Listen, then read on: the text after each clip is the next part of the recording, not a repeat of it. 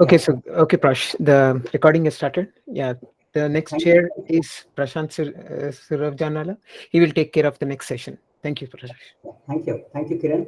For this wonderful hosting. Yeah. So yesterday, I had a great pleasure in inviting Gareth Price. But Kiran today this morning has wonderfully introduced Gareth, who needs no introduction. He's really kind enough, to accommodate Dave Clement's talk as well.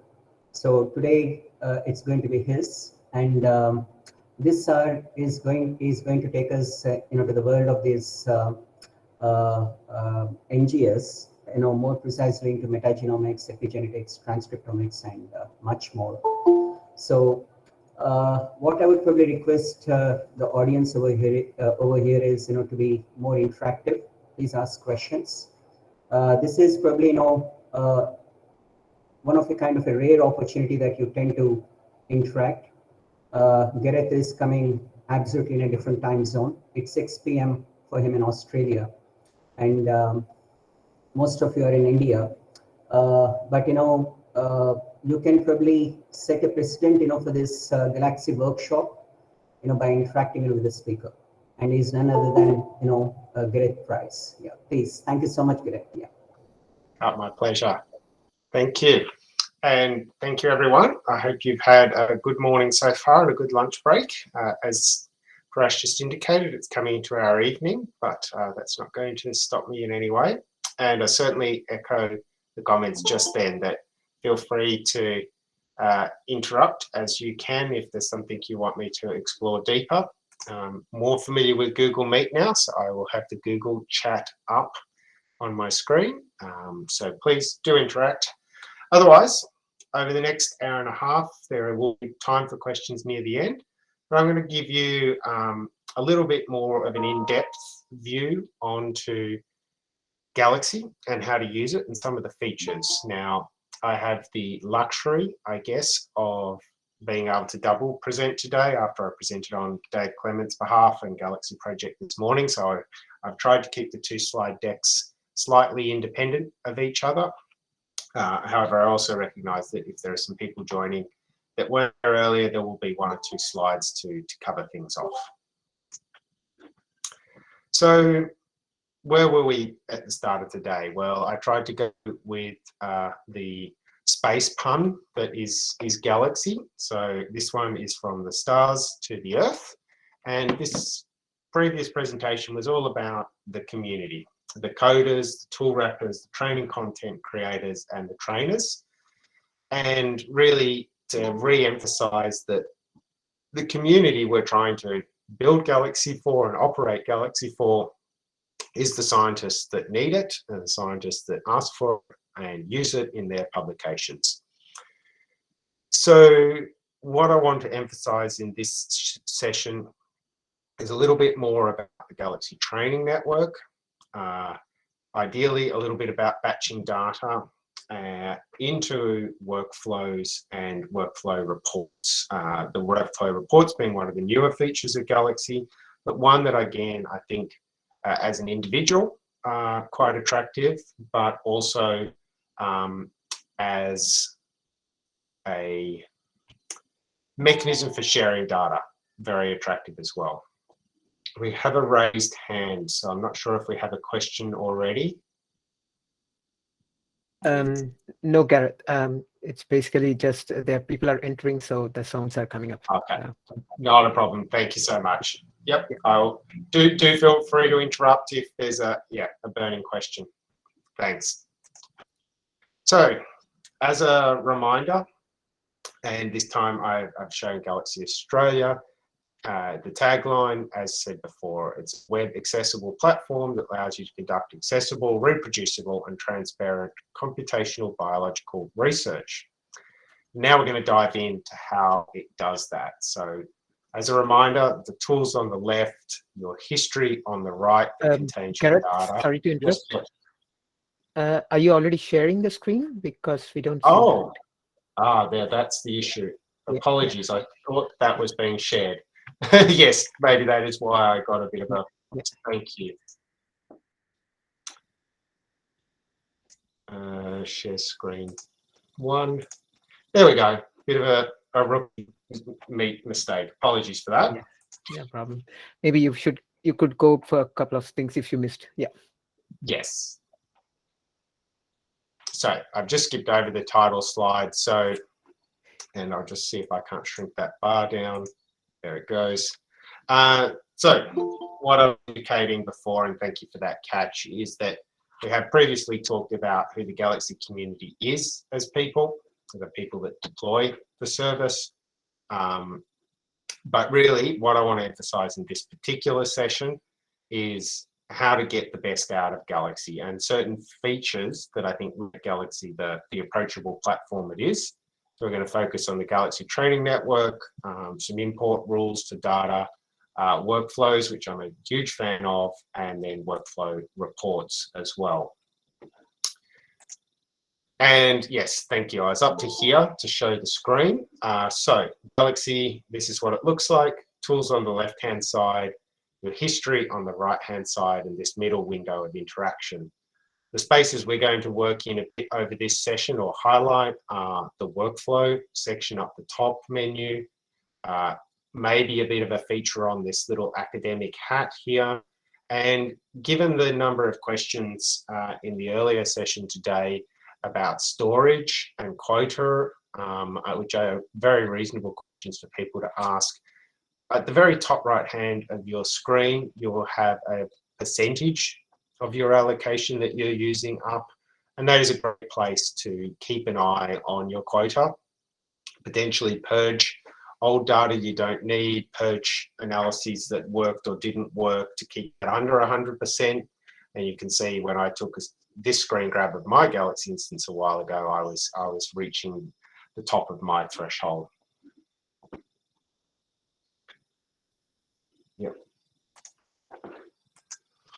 So what is, we talked today and we're going to continue to talk about Galaxy as a tool repository, but I guess I want to switch focus a little. For me, Galaxy is about running workflows.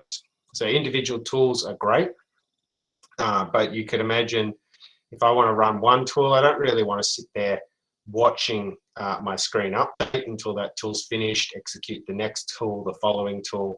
It's effectively watching the kettle boil, or in this particular case on the screen here, about 30 kettles boil one after another.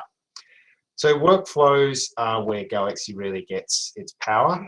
There are other workflow languages out there, of which popular is SnakeMake and Nextflow, but they do require in general some command line experience. In Galaxy, you can visually chain your workflows together, and we'll look at that as an exercise shortly. Execute that workflow. Importantly, inside the workflow, you also get version control. And this screenshot of mine is a little old, and we're going to have a look at closer detail live at the India Galaxy instance shortly. You now get best practice prompts for, is the workflow annotated? Is it authorized? Have you given it the information to give this workflow longevity? And we will get into some live demonstrations of Galaxy shortly, but one of the challenges we do know that exists in Galaxy is the increasing demands on bringing your data into the service and streamlining that as much as possible. So I've listed up the top a number of features, one of which I need to update, but I'd just like to go through them fairly quickly. So local file. This is a file on your computer that you're going to interact through your Chrome, Safari, Firefox window and upload into the service. There's absolutely nothing wrong with that process. However, it's bound to your own computer, so you can't turn your computer off, you can't plug it and walk away. And it's mediated by your computer to web connection. So if that drops out for any reason and you're uploading a very large file, then that connection's severed. So again, it is a very useful option, but increasingly less demanded because of the increased file size. There is an option on different Galaxy servers, and I believe I saw this is enabled on India.use Galaxy, and that is File Transfer Protocol, or FTP. in which case you will mediate the interaction between your computer and FTP server. There's a temporary hosting site on Galaxy, and then import from FTP into Galaxy. And that works really well. So I do encourage people to use that if you have data. It's not the fastest route in, but it does work well. Pasted data. This is literally typing into the upload box what you want to go in, and it's very useful for things like small annotation files. I'll speed up a bit. So URL, this is essentially what you're looking at down on this scrolling GIF at the bottom here. This is actually the rule-based URL, but you can see in the last column here, column D, sorry, the last column before it scrolls, this is a URL. So any URL that is publicly exposed can be ingested into Galaxy. And that's quite an efficient way, because then you're doing server-to-server data ingest into the service, but also that URL needs to be publicly available. So you do need to consider if you can publicly expose your data even for a short period. If you can, then the rule-based imports are fantastic, because you can bring in all the metadata associated with those files. You can auto-build a collection of files on import. So I think we're going to see this feature used a lot more with data sets in the future. And the final version here, which is in the latest Galaxy, is actually no longer Cloud Store, which is an Australian-only service, but rather remote data stores. So if there's a publicly available data store or a private one that you can configure, like a Dropbox account, then you can link your account to your Galaxy instance and mediate data transfer this way. Why I'm belaboring all these descriptions is because data movement and data custodianship is becoming increasingly relevant in how we see people interact with Galaxy.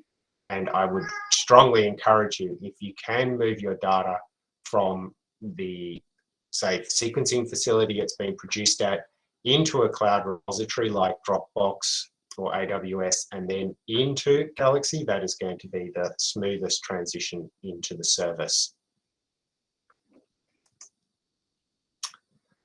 So the next feature, and we're going to explore this one a little bit deeper, is quite a fantastic feature actually, and this one that started on Galaxy Europe, and thank them for thinking of this idea. So by observing in a de-identified manner the usage pattern of Galaxy Europe over a number of months and collecting information about how users interact with the tool and the tool that they're most likely to use after an initial tool, like RNA Star in this case, they were able to build a predictive algorithm for downstream tools. What this means is inside a workflow, but also inside a simple tool execution, you can now get some essentially community, and we hope best practice hints of how to chain one tool to another tool to another tool to produce a biological outcome. So this is really quite fantastic for people that are maybe trying to understand how to use the output of a particular tool that's been recommended to them, or they've read about, to see how to use it within a workflow. So, and this is available on other Galaxies, but specifically it is on Use Galaxy Europe and therefore India. And one of the next features we're going to talk about through part of the live demo is quite a new one, and one that I'm particularly keen on myself. And this is using metadata tags from your Galaxy workflow, such as Galaxy History Dataset ID, specifying a Markdown language report and auto-generating an not an interactive report, a HTML report, which you can share with others about your data. So the reason I guess I'm so excited about this is because in my other role, apart from Service Manager of Galaxy Australia, I run the bioinformatics group at QSIF Bioinformatics, and we're doing a lot of production level bioinformatics for researchers. And one of the points that we often reach in our journey is generating the results but then trying to turn those results into an easily digestible and hopefully visual report. But nonetheless, we're a core facility. You can also imagine anyone actually doing this, someone who routinely puts through 12 samples of time once a week and just needs to see the same style of report or summarization of their work quickly at the end before they proceed to more complicated analyses. You can see students doing this to present to their supervisors or any other combination of examples. The take-home message here is that you can cherry pick from the left-hand side elements of your workflow output that you would like to be presented succinctly in a report and have that auto-generated at the end of your workflow journey, and then share that or have that as digestible information. So we're going to definitely look at that over the next hour. So where do we get all this information? And I realize some of this is a little redundant, but please bear with me. Now, I am citing Galaxy Australia here. The mechanism is slightly different on Europe, but the process behind the scene is the same. So, huge number of thousands of tools available. They're on your Galaxy instance, but what happens if that one particular tool you need isn't there? Well, by isn't there, where do you go find it? So the first place to go find a tool is to go to the Galaxy Toolshed as listed here, or simply Google Galaxy Project Toolshed and you'll find this link. Every few months, the total number of tools is updated, and as long as I've been involved with Galaxy, this jumps up about 1,000 every second half of a year. If there's a tool here on Galaxy Australia, for example, you simply say, I would like this tool. I found it on the Toolshed. This is the Toolshed ID, and we will make our best efforts to enable it for you. And Galaxy Europe, the same. References. We talked about references earlier today, so I want to again mention them here.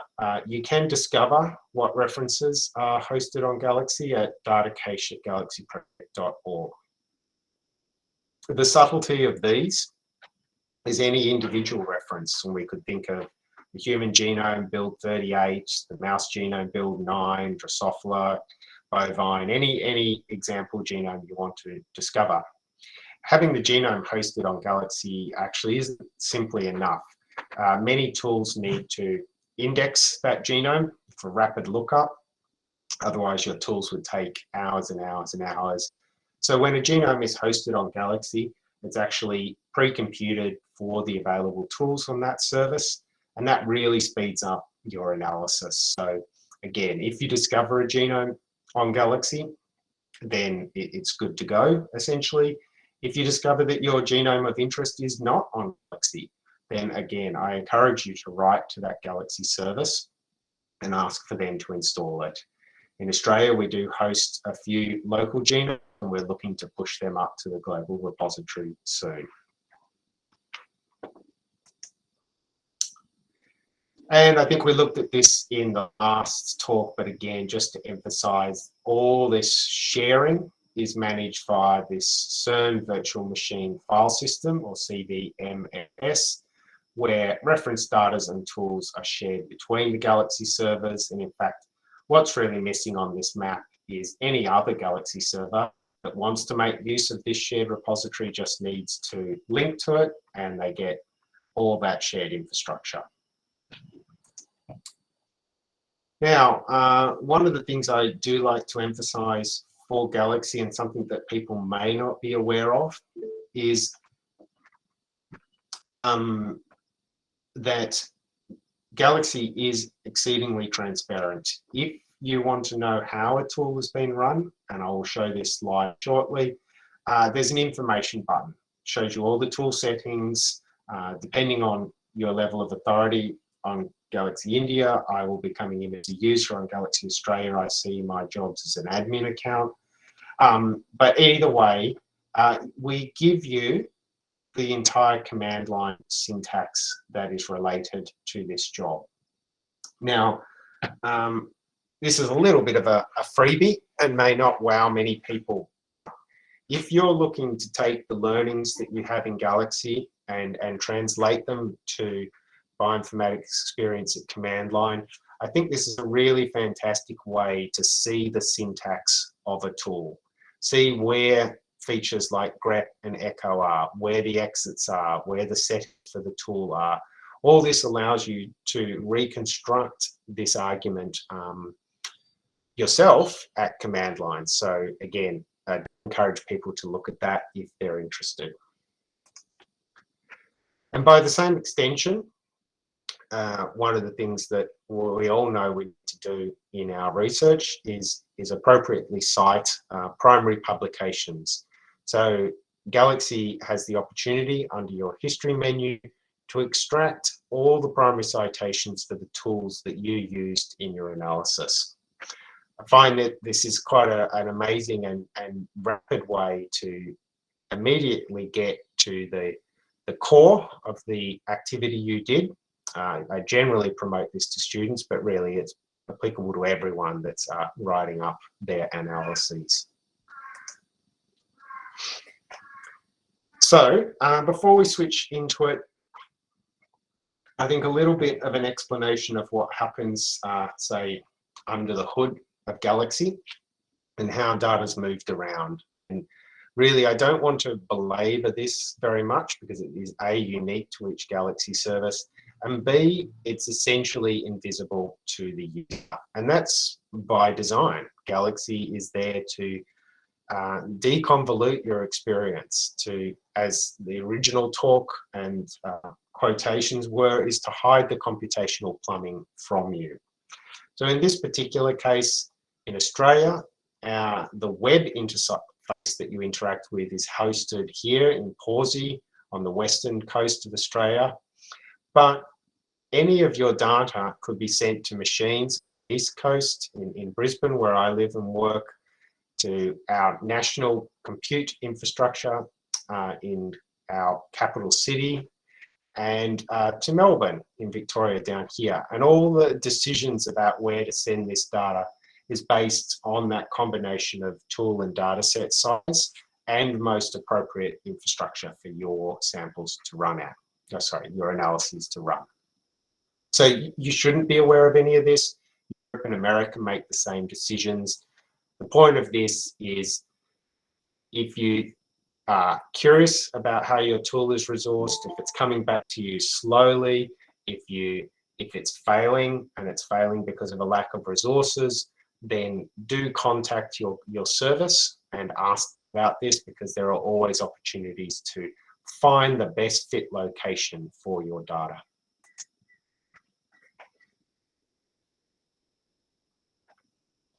Now, we've talked about this a little bit already, but we're going to make use of this, or at least you're going to watch me demo some of this shortly. So the Galaxy Training Network is something I really struggle to talk up, can't talk up enough. The material in here is fantastic. The range of topics grows, it feels like daily, and the depth of them is really complete. By walking through one of these tutorials yourself, you will be well placed at the end with an understanding of the biology, the tools to use, some of the settings and subtleties around operating those tools, and be well placed to utilize what your learnings on your own data. So I want to work with this as we go forward. We've looked at this already. So yes, multiple language support, persistent public data, and multiple servers it runs on. So with that in mind, I did want to touch on a number of the topics in my fairly grandiose title before we zoom in on one topic. If you remember the title of the talk, I promised NGS, epigenetics, metagenomics, transcriptomics, and much more. Well, I did decide by presenter prerogative that NGS really covers all of these. There are some basic tools like FastQC for looking at the quality of your data, but probably don't deserve a huge amount of time more than that. So what I've done is extracted out of the training portal site here the number of topics associated with each of these domains. So for those of you that are very sharp-eyed, the previous slide had 6 topics associated with epigenetics, and we have 8 here. The difference being that each of these topics has an introduction slide deck to just ground you in the style of analysis that is operating there. So there are 6 tutorials from ATAC-seq to methylation structure, inactive X, high C, binding sites, so more essentially ChIP-seq, and a bit of ChIP-seq on one of the beta arrays from Illumina. Now, each of these tutorials will have workflows and test data available to them. So if this is something of interest to you, one of these topics, then please jump on in and have a look. By ongoing, we're going into the metagenomics section, and the one tutorial that I'm going to demonstrate live shortly is this one here, 16X microbial analysis with Mother, which is a suite of tools. And short and extended is running every single tool itself, short making use of workflows. And I really do want to talk up the workflows, so we're going to have a look at this short tutorial here. And transcriptomics, not surprisingly, fills a screen. It's an exceedingly popular topic. It has been for a very long time, and there's depth of analysis options you can do here. To the point, to me, where this almost looks intimidating, it's not supposed to be. So we have that default introduction to essentially what is RNA-seq analyses. The main 3 here are turning your reads into your count tables, your counts into genes, and hopefully your genes into some form of pathway analysis. A rapid expansion is occurring in training material around single-cell RNA-seq. And again, if this is something you're interested in, 1, please get in and have a look at these. 2, feedback is most welcome on these tutorials, as they seem to be changing all the time, but in a good way, because it's such an evolving field. And a visualization and a few other notable tutorials like gene ontology enrichment, which are often popular ones for people to do. So really, I would like to spend some time, and I imagine this is where we might get some more interrupted time, walking through one of these tutorials. As I indicated, it is the Mother short tutorial, and just so that you can see I'm doing this real, we are going to do it on the indianewsgalaxy.eu service.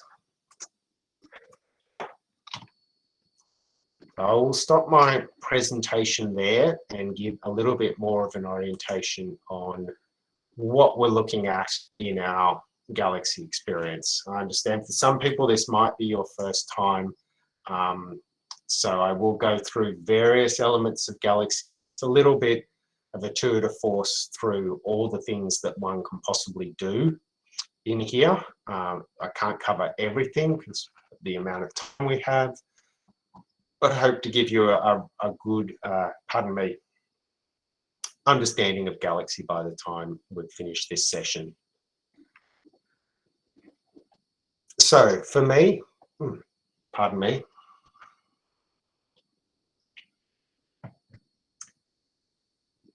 I'm quite familiar with the Galaxy interface, but I'll go through it a little bit. And again, for those of you that are aware of all of these features, it will seem basic, but hopefully we're getting somewhere. So again, said it many a time, here are all the tools on the left-hand side of the screen. Each of these menus opens up to more tools. And one of the more interesting things that one can do is you don't need to remember where your tool is.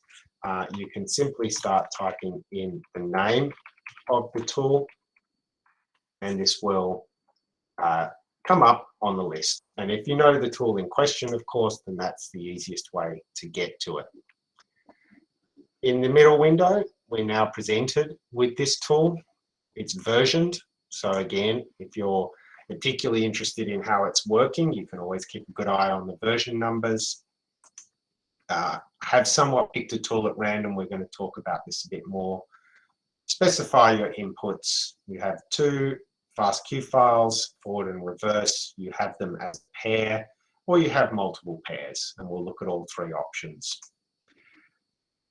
In two simple files, I simply need to pick my forward pair and pick my reverse.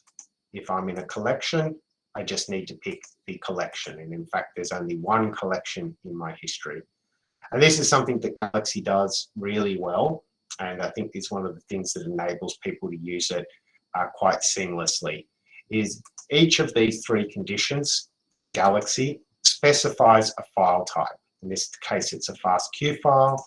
In this particular case, it's a paired collection list, which means if you do not have one of these in your history, as in this case here, it's not going to show up, which means really a lot of that simple mistakes, possibly naive mistakes that we see people making are often caused by inappropriate selection of data for the tool. And Galaxy can really help that by basically helping direct you to the style of data you want. The next most often commented element of Galaxy is about all the settings for a particular tool. And this is both a blessing and a curse. So our settings are here. We have an alignment strategy, we have options for trimming, matching, and we have the penalties associated with mismatching. Now you'll see that each one of these options is pre-populated. Now it is pre-populated, and this is the blessing and the curse. It is pre-populated with default settings, and these default settings come from a number of sources. So the first one they come from is the person that wrapped the tool. They are going to be the primary author of the settings you see in the tool. But the person that wrapped the tool, they should, and I say should, not will, should have arrived at these particular settings by going back to the primary research associated with this tool or the primary publication and taking the author's recommendations for most appropriate defaults. I feel like I'm belaboring this point.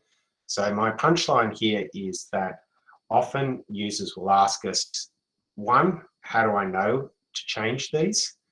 Two, what to change them to? And are the defaults appropriate? Well, they're really, the third one may be the hardest question to answer. Are the default settings appropriate or not? I'm going to say yes, they are appropriate to allow you to run the tool and get a result. Then you can start to question how appropriate the defaults are by looking at the quality of your result and iterating through reanalysis if needed. The other answer to this is buried down the bottom, and that is that this particular tool comes from a suite called Mother. There's absolutely no reason that you can't go and look up Mother by primary publication and go and read the paper and see what the authors of this tool recommend for the settings. So, and this particular one has a wiki page as well. So there's a rich level of support built into Galaxy to allow you to make your biological decisions or your bioinformatics decisions.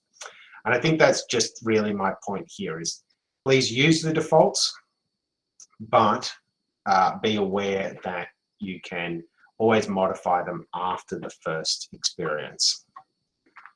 What do I mean by that? And again, like I say, we're heading on a journey, but it is going to feel like a path we take. So this is the file, this is the tool make contigs. In the right-hand side of my screen, starting at the bottom, I have my raw data, and moving up, I have results. These are pre-computed because I didn't necessarily want to wait for everything we're doing today to happen live. But here is a pre-analyzed make contigs file. So let's have a look at this one to emphasize about Galaxy's reproducibility. So I can click on this file, and I am given what's called a data preview. So I'm given some information. I imagine this is not particularly easy to see on many of your screens. So for starters, at the bottom of Galaxy are 3 little dashed lines. I can grab this, drag this out, and at least try to format this part of my screen to make it a bit more readable. I can do the same on the other side, and obviously the middle of my screen starts to look quite ridiculous. So we won't be doing that. And I'll also, because I've been thinking about it, just make my screen a little bigger for everyone, just to make sure you can really see all the text. So we have this particular file, make contigs. I have a something, 150,000 sequences of a particular format, fast A. I can visualize this data for view data. I'll just shrink my screen back. View data by the little eye icon will load up the data in this middle panel. And a couple of things happen. First of all, it informs me, and this is the same for all galaxies, that if the file is over a megabyte in size, then only the first megabyte is shown. You can show all, but please be aware, like any show all functionality, if this is a very large file, it will take forever to download and cache in your computer. And probably, I'm going to be honest, for very little value, because after I scroll through some number of lines here, there's very little information I'm getting as the user out of inspecting this file line by line. But I do want to inspect the file, and I also want to understand the tool, because that's the purpose part of the work. Incidentally, I can rename the file at any point by editing its attributes here, and I can delete the file if I so choose to. At this point, I'm not going to.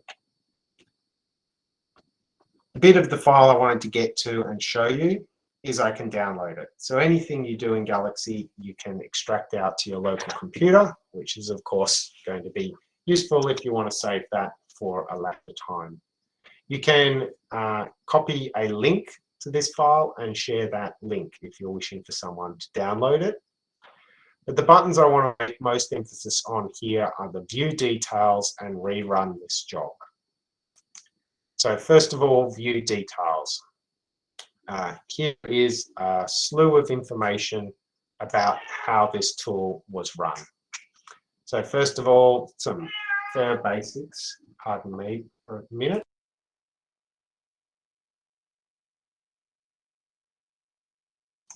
Sorry, interrupted by pets. Some information about the data set. Most of this is useful to your Galaxy administrator and not to yourself. What is useful is a complete list of the tool parameters, the command line that was used. So there's the command line used to execute this tool, and it's quite long because we did it on a number of files. Any standard output, any error, if the file throws an error, and other elements about the file. You do actually get some job metrics, which is kind of cool. This depends on the server you're on. So we can see the amount of time it took to run, the amount of memory it used or was allocated. So again, for those of you that are particularly interested or concerned about the volume of data you're adding and are you going to overwhelm a tool, then I encourage you to look at the details to get in and explore that. You can also run the tool subset of your data and increase it up with time.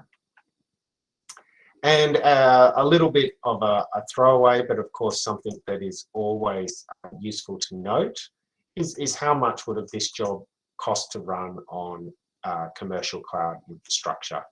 So per job, very small, but you'd be surprised how quickly it adds up. Okay, the final part of tools before we sort of get back into the theme of this session is this rerun function. One of my most favored features in Galaxy. So we talk about Galaxy being a reproducible platform. I think the rerun tool is one of the great places to show it. So by clicking on this tool, I brought up the tool, but I brought it up exactly how it was used before. So I can see the input style, the input file, and I can see all the settings. Now they have been left at default, but what's the beauty of the rerun is I could now change this to -2, execute this job. I can rerun it again here, change it to -3, and run this job, and keep on iterating through settings that I'm curious about changing. So when you're presented with a full screen of settings, instead of having to go through and say, oh, last time did I call this 4, last time I gave this an atrocious -10, you just rerun the tool, and rerun as you need to do that reproducible but iterative work. So I think I probably made that point enough, but the rerun is a fantastic feature in the Galaxy.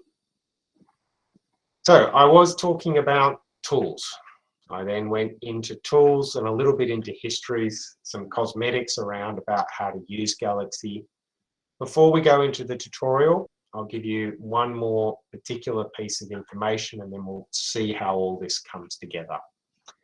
So Galaxy exists with multiple histories. It's very easy to create a new history. You just click the plus button, you give it a name, and hit return, and away you go. You have an empty history ready to upload data. We talked about uploads before, so I could do data from my primary computer. Can't see that because it opened on my secondary screen. I can choose remote files, and these are all these publicly available data repositories, including the COVID-19 repository. So that's well worth a look, as asked earlier today. It can contain Dropbox and OwnCloud. So again, if you have the opportunity to configure these for yourself, then you can bring data in from that source. And paste and fetch for URLs. I'm going to navigate now to multiple histories, view all histories. And this is where you have everything that you have conducted on this particular Galaxy service. For me, this goes off and off and off as the various things that I've done at Galaxy Europe. And again, that's worth bearing in mind. Yes, I do work at Galaxy Europe, as well as Galaxy Australia. I use Galaxy Europe to explore what my colleagues are doing, to be able to talk to people at Galaxy Europe about their experiences. So there are good reasons why we use a different service. It's very simple to just switch to this history, but before I do that, I think one of the fascinating parts of Galaxy is I can build this new history over here by simply grabbing a file and dragging it over, and it is now copied to this history. Can take a moment to refresh. There it is there. And now I have a history ready to use with my raw data. I'm going to switch to this one.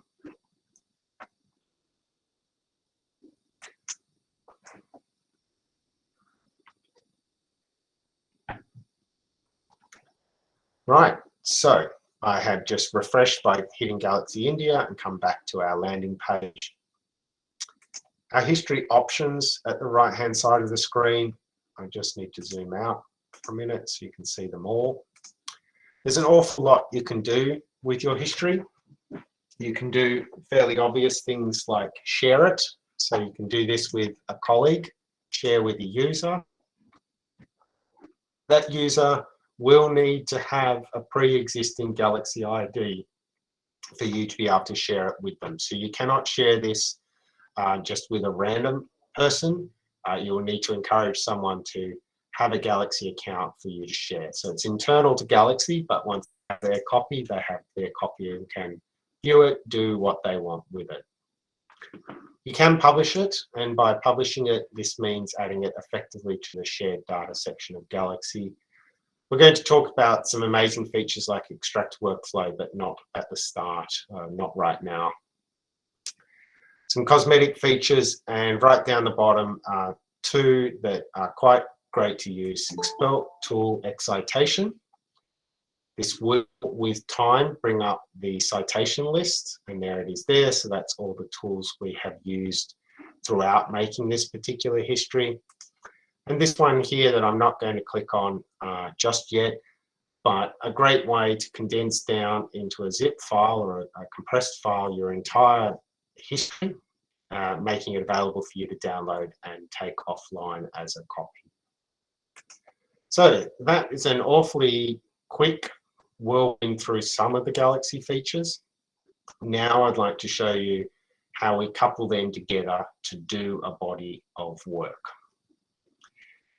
So I'm actually going to switch back to my empty history at this point, which is this one here. We're going to perform a few steps, and these steps would be very typical of beginning a Galaxy journey or a data analytical journey. And then we're going to come back to the pre-computed history, just so we don't have to watch computers churn. So for myself, I'm just going to delete this file because I essentially want a clean history. I could rename another history, but I also want to show you what deletion does. So deleting pushes it into the background. So I have 1 deleted and 38 hidden files. In fact, they're all now deleted, which is good. They can be rescued. So you can unhide or permanently delete files.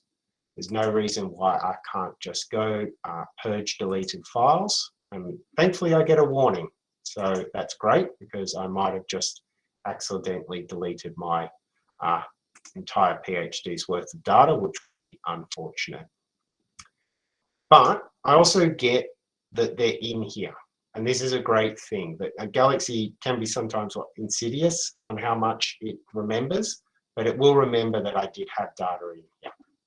So let's now switch gear a little and head over to the Galaxy Training Network. So this is the Training at Galaxy project. Just since I've got it open, it's here now in the chat. Let's have a bit of a deeper dive into what we can do here and how we can interact with it in our Galaxy instance. I'm going to show you what I might call the old-fashioned way, which is to have 2 open windows. I realize that you're going to watch me click between screens a great deal.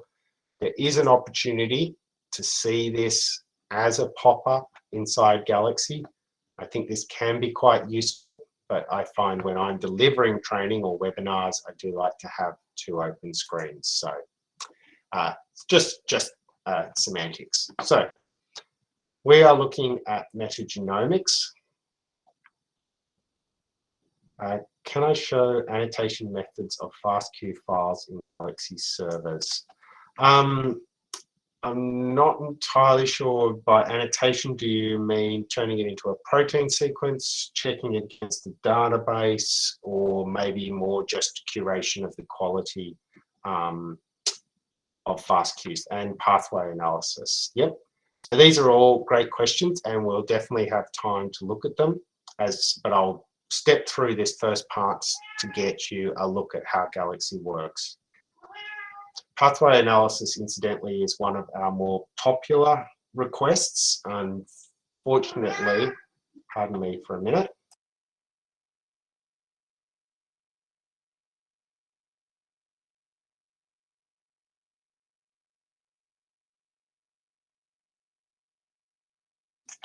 Yes, it is dinner time in our household for the pets, so they are interrupting this call. Apologies for that. Yeah, so we'll get to those particular questions shortly because I think they're very important. So the Galaxy Training Network. We've talked about this layout, so let's have a look at a particular tutorial. So we're going to have a look at the 16S microbial analysis short. It does take 2 hours. We're not going to attempt to do all this because really I want to show it at a high level. What I really want to emphasize is do get in and use these. You get all your data sets, you get your workflows, and everything else you really need. And you get some fantastic biology. So in this case, we're getting a good description of what it means to be looking at 16S sequencing, the variable parts of that genome, the primary paper that's been cited and what it meant for the data that you're going to analyze, and then the schema of that. So I'm not going to talk in detail about that right now because I hope with time, if this is your particular passion, you'll come back and look at it. But I wanted to give this, a look-see. And you're absolutely right, Prash. She is a very demanding old lady, that cat. She's 17 years old, so dinner time is a routine for her, and that is a poor parent of me to not have done that prior to this session. So, importing data. I'm going to encourage, if anyone is following along with this, don't feel obliged to bring all this data in at once. And in fact, I'm not going to bring it all in at once because it's unnecessary. I'm not going to go through the entire tutorial. What I really want to emphasize is that we're bringing in data from a public repository, Zenodo. I'm only going to grab the first few web links, and I'm going to copy those into memory. At my Galaxy instance now, I'm going to upload data and go to paste and fetch data, in which case I can simply drop in that list of URLs, and I don't need to do anything else actually. Things I will emphasize for those of you into the Galaxy space. Galaxy supports an awful large number of file types, more than I care to think about and more than I care to worry about here. I would strongly recommend you let Galaxy auto-detect the file type rather than specify it yourself. And for that reason is because if I type FastQ in here are all the different styles of FastQ data supported by Galaxy. You're not going to break your analysis too badly by selecting the wrong file type, but I think it's rather just a little bit easier to get Galaxy to pick it for you. You can always undo it later if it's wrong. I'm going to hit start in a minute. This will get loaded into the system. History will populate with these files, and the transaction, however, is no longer dependent on my computer. So I can shut this down, I can go away, I can wait. This is now a transaction between Zenodo's online repository and the Galaxy Europe server. Now, these are currently sitting queued, waiting for available resources to run. If I'm particularly interested, I can refresh my history, and I can keep doing that till they come up to where they are now, which is running. And by running, this means that the communication between those two servers is happening and that data is being downloaded into my Galaxy history. When it arrives, skipping over a few other things here, we're being asked to turn this into a collection, and this is something I would like to show you how to utilize, because again, it's all about making your work efficient and reproducible, and collections are a wonderful way of doing this. So my files have gone green. I, particularly myself, but hope I can impart this onto other people, always like to have a good look at any data that comes into Galaxy, particularly primary data. I've just downloaded this from a URL. I don't necessarily know that URL or the site, so a visual inspection of the data is a great idea. Nonetheless, this looks like FastQ data, and I'm happy to move on. I would potentially look at all of these. I could look at file sizes to see how uniform they are across the data set, but they're small tasks to do. I'm just going to collapse those. So nonetheless, I have 8 files here, and you could imagine I might have 100 files or 200 files.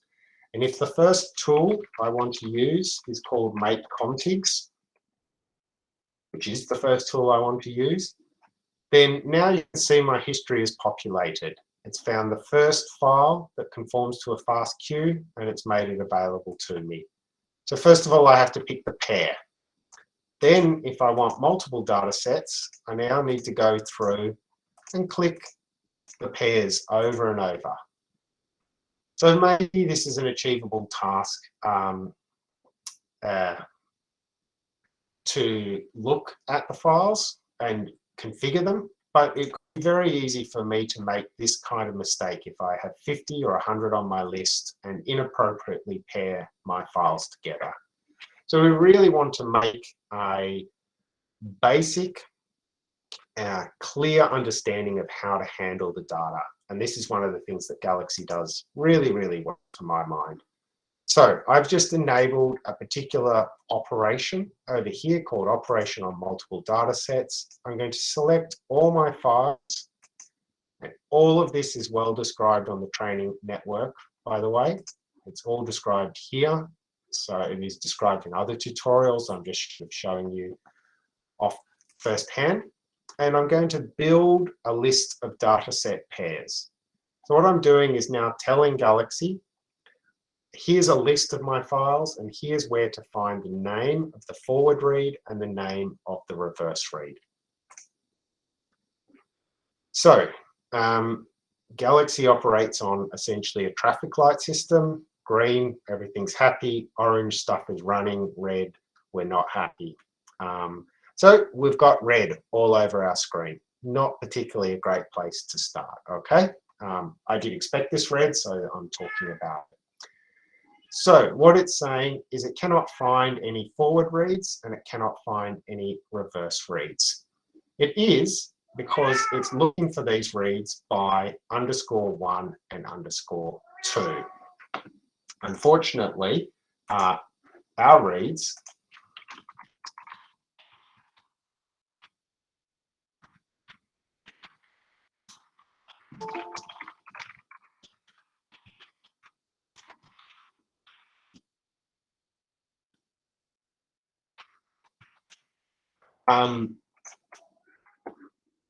yes, so I'm going to cancel this because, oh, I'm not going to cancel. I'll just zoom out and then you'll be able to see. Yep, cancel. So what have I done? So actually, my reads are now _read1 and _read2. So they're not R1, R_1 and _2. I'm going to add an R into here. And as soon as I do, you can see my list is now populated with all my forward reads. If I add one here, I'm now populated with all my reverse reads. And Galaxy's attempted to line these up. So I can now auto pair these files. They're paired, the suffix is truncated off. I'm given 4 files. I can give this a collection and I'm going to call it inviz_metagenomics. Create collection.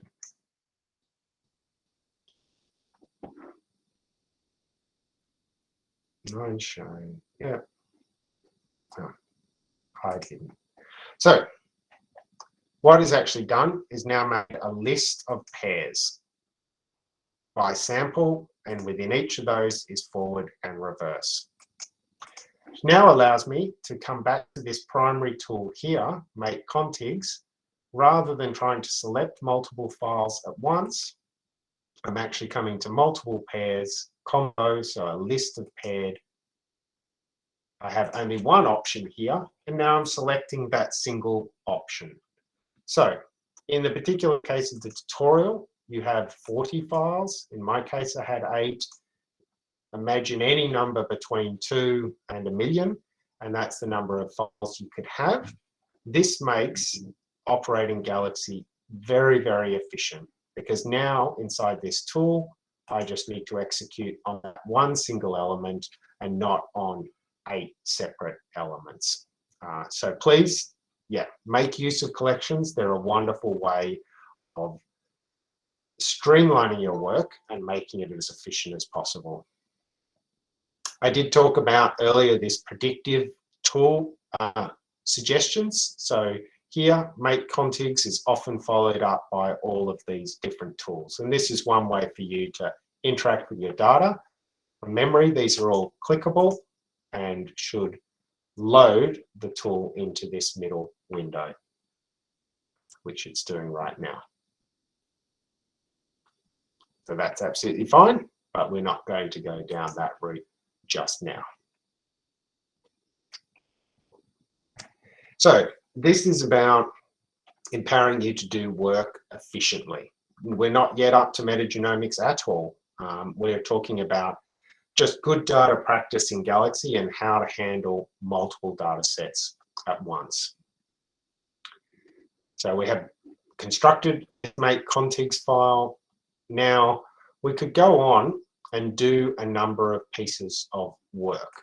And this is where we want to be next. So I'm actually going to switch gear a little bit, and we're going to talk about more efficient ways to do work. So you can see my file here has now made a number of output options. I can inspect any of these. They are whatever particular data set and style is produced. In this case, make contigs merges data by name and group and gives it IDs. That's absolutely fine. I'm actually going to switch back now to my pre-computed history because I just want to show you this in a little bit more anger on a larger amount of files. So we have just constructed basically a list of files associated with the collection of fecal matter from mice on different diets. And this is where our metagenomics journey starts. It starts here, and over about 2 hours it gets to here. And it's great. I give this one all the time, but it is laborious. So we need to clean the data, then we need to map it, then we need to re-clean it, and we need to truncate it, etc., over and over. So first of all, we need to filter by length. Then we need to remove low quality. Then we need to understand if they're duplicates. And we can do this by executing a number of sets of tools. We do the tool, we look for the result, we do it again. That's absolutely fine. The reason this is the short version of the tutorial is we're actually going to make use of workflows, and workflows is what I really wanted to emphasize in this particular session with you. So what's a workflow? A workflow is a set of tool descriptions that are chained together and are best shown by example. So I can copy this URL via right mouse link, click, copy link address, or download to my computer. There's no need for me to download it, just to push it back up to Europe. So I can come back to my Galaxy Europe instance, my workflow menu. Now my workflow menu is populated with previous work I have done on Galaxy Europe, so yours won't necessarily look like this. And my options are create and import. In this particular case, I'm going to import a workflow. And I'm simply either choosing a URL or choosing a file on my computer and importing this workflow. I'll just let that run.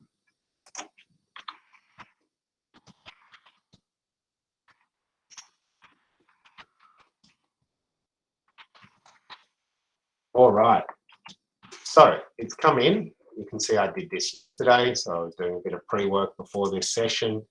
Let's have a look at workflows, because again, this is really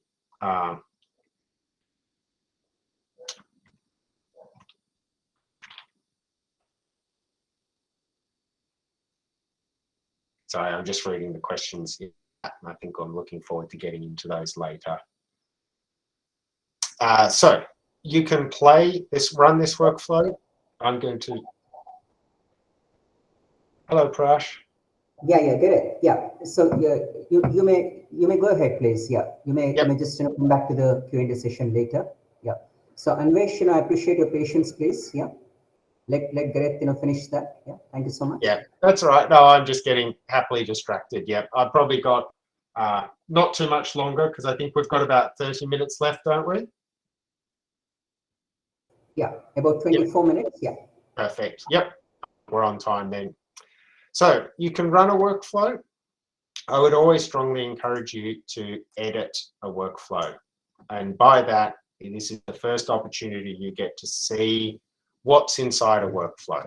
and this is where I come all the time to have a look at a workflow. So I'm going to spend a few minutes talking about these because we're not necessarily going to wait for them all to execute, but this is where Galaxy gets its power. So the workflow language, canvas, and on that canvas you can zoom in and zoom out, and you can also navigate around the workflow here. It's a graphical interface, so you have inputs, and an input goes, well, this is always an interesting language. The output of the input goes to something else. And you're simply specifying how to take this piece of data and pass it to another component in your workflow. So we're taking something called contigs and we're utilizing it twice. We're sending it to a tool called summary.sequences. We're also sending it to a tool called screen.sequences that also needs a second input, which is our group, and the group comes in here. The right-hand side of our screen is the tool menu associated with the tool I have clicked on. So you can completely configure this tool and utilize this workflow at those configurations over and over again by simply running the workflow. So I do really like these. For those of you who've not seen them before, I'll give a brief demonstration of how they actually work in a few minutes. But this particular workflow is taking our two inputs. It is summarizing the quality of the data. It's screening sequences based on quality. It's deduplicating those sequences based on unique. And then it's summarizing all that by counting this material at the end. So you can see you've actually starting with only two files, passing that through one tool, two tools, three tools with two separate quality control metrics. And this, to my mind, is actually a relatively simple workflow, but it's got an awful lot in it and an awful lot that you can do at once with your data. So there's no reason I can't run this workflow, which should load. I'm just waiting for it to do that. And it's going to run on the data that's available in your history. So in my particular case, this history is pre-computed, so it has a lot of files that conform to these settings. But I know that the ones I need are way, way down the bottom, which is make contigs, trimmed. Sorry, I borrowed this from a colleague. They've hidden this. Make contigs group. There it is. I've selected my contigs, selected my groups. All my tools are listed under here, except now my execute button is at the top. Run workflow. I will run it, but we're not particularly interested in the result. I just want to show you how it works. And the workflow will run. So all the steps will be queued up. You'll get a understanding of how they work. But really what I wanted to show, and I'm a bit aware of the time, so I'll speed up a little bit more, are two elements to the workflows and then to the workflow reports. So I'm going to show you what happens when I bring in a second workflow, which I just need to go down and down the tutorial to find the second workflow. I want to bring this one into Galaxy, import workflow number 2, and then show you the real power that you can get out of workflows. So I'm going to bring in this second workflow, import.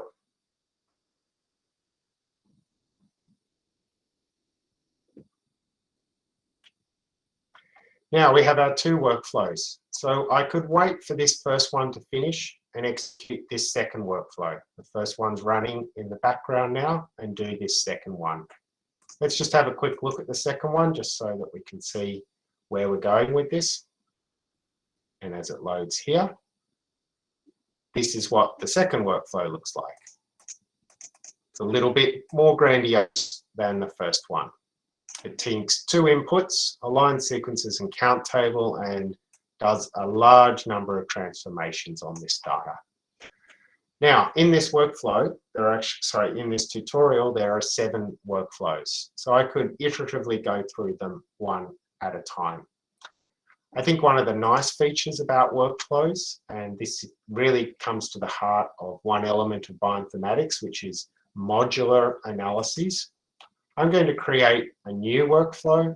I'm going to be a little lazy and just not even name it because I just want to get to the result. So unnamed, that's fine. This is very poor practice for me. So what I actually can do is I can bring in an entire workflow as a single executable entity, which is my workflow number 1. I can bring in workflow number 2 as another single entity. It's quite a large one because of the number of things it outputs. And then I simply need to find my outputs here, my count table, connect it there, my aligned sequences, which is unique sequences from memory. Yeah, that'll do. To in my aligned, specify my 2 inputs because the inputs were contained in here, so this is actually a little redundant. One is contigs, duplicate that input. One is groups. Name this input groups so I can see that. Name this input contigs. And now I've just successfully created a workflow that chains one complex set of analyses to another. And there's in fact no reason why I couldn't build all 7 workflows together as a complete result. Now that would be quite ambitious of me, but it's trying to show you that you do have this opportunity to look at your analyses, maybe in a QC phase, an assembly phase, an annotation phase, and build a workflow for each of those. And then once you're happy with it, en masse, you're going to produce a large workflow. And I can show you what that large workflow looks like by extracting a workflow out of this complex history of nearly 300 results. I can tell you on my screen, it's going to look a little ridiculous, but let's have a look at it anyway. And here it comes. And there it is. You can already see down the bottom of my screen by the nature of this picture that this is an extremely comprehensive workflow. 7 workflows demonstrated as individual tools from raw data here on the left-hand side through all the processing visualization. But that is a complete metagenomics workflow that you could utilize yourself. So I am keeping an eye on the time. I'd like to show you 2 final elements of this particular work. And since we have a number of quite interesting questions, I think we should then transition to opening for questions. So just as a bit of nicety at the end of this particular workflow, this is one of the results that is generated from the data. This is a Kroner plot based on each individual sample. So there are 19 samples in this list here. The distribution of bacterial types, and this is an interactive HTML plot that you can explore for the levels of the bacterial diversity in this sample. This is exportable, savable, and interactive. So this is actually quite a nice endpoint for this particular tutorial. It's not the only endpoint, but I wanted to show one that's quite visual and quite dynamic to give you an indication that we're not always just ending with a flat tabular file of values. So that's pretty nice there. The other thing I promised to show is workflow reports, and I made up one of these before this particular session today. It's a fairly simple workflow report. It simply lists the Galaxy version, the time this analysis was run in local time, and extracts out one heat map from the history. How you actually go about doing this is you edit the markdown language associated with this particular history. Those aren't working, those aren't working, so I'm just going to get rid of that particular information. Save this history. I could do job parameters as a table, and it's asking for which particular, oh, that's a bit hideous. Let's not do that one. Job metrics, I think should come up a bit better. Nope. Normally this lists the history items like this, which is what I was looking for. I'll just go for a text file. We've just embedded into here. Save this and visualize this particular result. And this is, I'm going to say, about as easy as it gets to generate a workflow report. I've tidied up my Galaxy version is now listed. The embedded data file type is listed and the image is listed.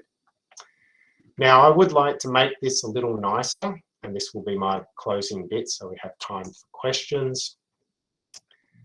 So I'm just going to bring in, sorry, go for it, Prash. Yeah, no, Gareth. Yeah, thank you. So are you open for Q&A now? Yeah, I think so. I was simply just going to upload a file and show what a report looks like. Yeah, please. Yeah, please. I can get to the questions as well. If I can't find this file in a few seconds, I will give up because I thought I'd put it somewhere on my computer. There it is. So I've just specified a local file to import into my history. This happened pretty quickly and we can get to the questions. It's going to come up here. You'll see that this local file is your conference.jpg. Hopefully it comes up fairly soon. If not, we're going to go to questions.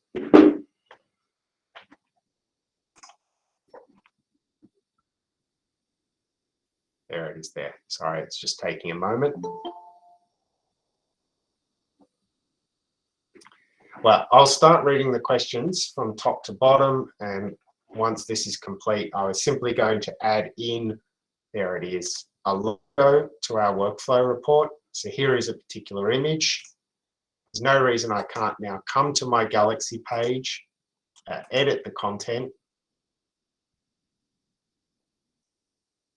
come to the very top of my screen, add an image from my history, which would be number 280, save, visualize, and now my workflow report has a nice graphic associated with it. So this is one way, again, if you want to share data, that you can construct for yourself quite a complex report.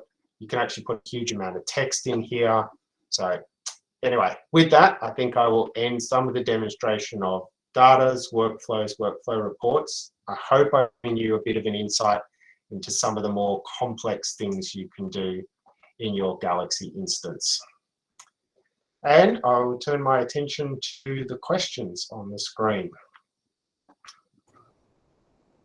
Yeah, excellent. Yeah, thank you. Thank you so much, Gareth. Yeah. So do you want me to read those questions for you, or?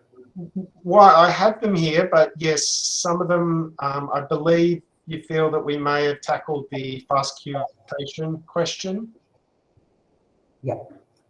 I think there was a fast queue question by Abhishek. I think, that was already answered by you and probably me. So we can quickly go to Anvesh Pandey's question. So he asks, suppose I wish to incorporate molecular dynamics via GROMACS, which is an open source program into Galaxy portal. How do I do that? Yes, so the top questions. I don't mind these at all. That's absolutely fine. So, yeah, I will show this by example, I think is the best way to answer this. So I'm stumbling on my words, apologies for this, and I also lost where you are on my screen. There we are. I think I've got half of you. I've totally lost. Oh, sorry. Apologies. Too many open screens. Okay, what I was trying to say is that traditionally Galaxy has developed tools. You've had a sense of, when I've gone through this, how a tool is laid out. It's a particular set of metrics with or without many configuration options, and you're done. You just move on from there and run that tool. And the questions we've been getting today are much more about what we term interactive environments. So places that you can explore data or look at it, or maybe are more demanding on it. They're not more challenging for Galaxy. In fact, there's something that the Galaxy community is getting into. So I want to show it in two different ways. So one is interactive tools. So these are pieces of software that generally don't fit into this very nice middle window. So they're quite complex and interactive. They may have graphs with sliding bars on them, 3D rotations, huge amount of configuration options, and they're difficult to represent in this particular format here. So now an interactive tool is an environment that you enable Galaxy, and of course I can't do it because I don't have that particular file type there, so I'll do something generic like RStudio. And what's happening in the background is a small virtual machine is being built for me with a temporary IP address, and it is being made available to me and to me only to do my work in. I need to find these through interactive tools. Here it is here. It still hasn't fully spun up, which is not a surprise, but nonetheless, it's there and it's ready for me to use. No, I don't want it stopped. Yeah. Anyway, that's not working at this point in time. I won't go too far down that route, but the interactive tools may be a place to explore those molecular dynamics. And by extension to that, we are trying to bring on a tool into Galaxy at the moment called AlphaFold. And AlphaFold is a visualization tool for 3D protein structure, and it will be inside one of these interactive environments, is what we understand, because that is the most reasonable place to present it to a user. Now, the other half of that user's question is, can we submit jobs to it? I think that's what it's asking. The answer is yes. So if something can be made into a tool or into an interactive environment, then you can absolutely use Galaxy to, yeah, so these are all just taking a minute to spin up. I won't waste time doing this. Use Galaxy to do as a batch job submission tool. Sorry, apologies. I was hoping the interactive environments would work a bit more stable, but they're not. They do take a bit of time to spin up.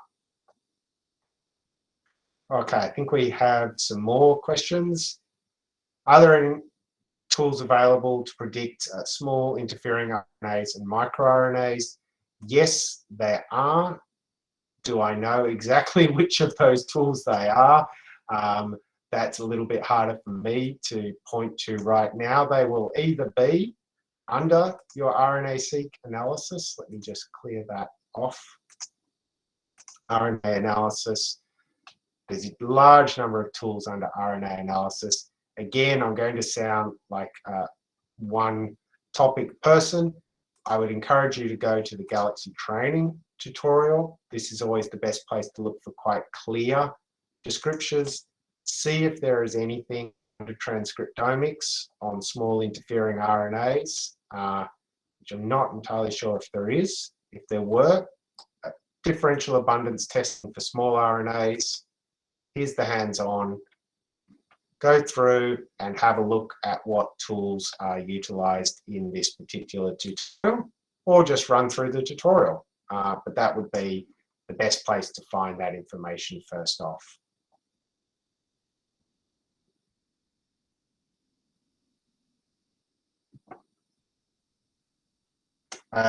Two other questions, and I'm quite fascinated, and thank you for this opportunity, because the driver of the Galaxy India community seems to be a lot about molecular visualization and molecular dynamics. I think this is quite fascinating because we haven't seen that so much in other Galaxy servers. Yes, is it possible to create a Galaxy program containing all the available molecular visualization tools into a single platform? Possibly, but maybe not the best use of Galaxy. I would say rather the way Galaxy works, you would have each visualization tool as a tool, and then what you would do as a user is create a workflow to put your single data through all of those tools at once, and then you have all the results, because not necessarily is everyone going to want to run every one every time. So then the better way to manage it is as a user through workflow management. And the final question, I think we have a few minutes left, is another one that I'm going to fall back and say, please use the Galaxy training tutorial. The question is about rule-based import, and is there a precise way to define the rules if we're importing rule-based data? Yes, there is. So this is this particular section up here of Galaxy. There is actually, because I've done it myself recently, quite an awesome tutorial on, oh, I've got to find where it is now, on rule-based imports. And simply the answer is go and do the GTN tutorial and you will be an expert in rule-based imports by the end of this. Here we go. Rule-based uploader, the advanced one is quite good. Either of these will be fine examples of what you're trying to achieve. So yeah, that's all contained there, and it's actually a really nice tutorial. I followed this one myself not that long ago. This is absolutely a perfect setting post lunch, Gareth. Thank you so much, for a wonderful talk. It's always nice hearing you. So, friends, Thank you. Yeah, friends, you'll agree with me that Gareth has been a fantastic speaker. You can even watch his videos in the Galaxy Australia page. He has really taken an overview of the entire front of Galaxy, right from its scalability to an overview of various tools. And I reckon I also agree with Gareth that many India users are in fact interested in chemoinformatics. That's because from our survey, over 80% of the researchers are chemists turned bioinformaticists. Right from our so-called bioinformatics practitioners. Right from 1980s or 1990s. So one important thing that you could really learn from Galaxy, largely from Galaxy Australia, is you need to inculcate a kind of a habit to interact with development team. So that plays a very, very important role. It's not that you use these particular workflows for yourself, but if there are any bugs, if there are any things that you would really like to incorporate, or if you really want to come up with your own workflow, you yourself can be a kind of a vivid developer, and you could as well interact with the Galaxy team. And that's where people like Gareth are meant for. They're absolutely great scientists and teachers. They help us move forward in reaching the pinnacle of success. Especially the most fascinating time that I've had today after listening to Gareth is he has shown Galaxy India sub-instance of Galaxy Europe that made us feel that we have been a part of India. That's absolutely Fantastic, Gareth. Thank you so much. So, friends, I would probably request everyone to unmute your microphone for quick 2 or 3 seconds and give a thumping round of applause to Gareth for his talks today, so that he could hear it and also his wonderful cat could also hear it. Yeah. Thank you so much.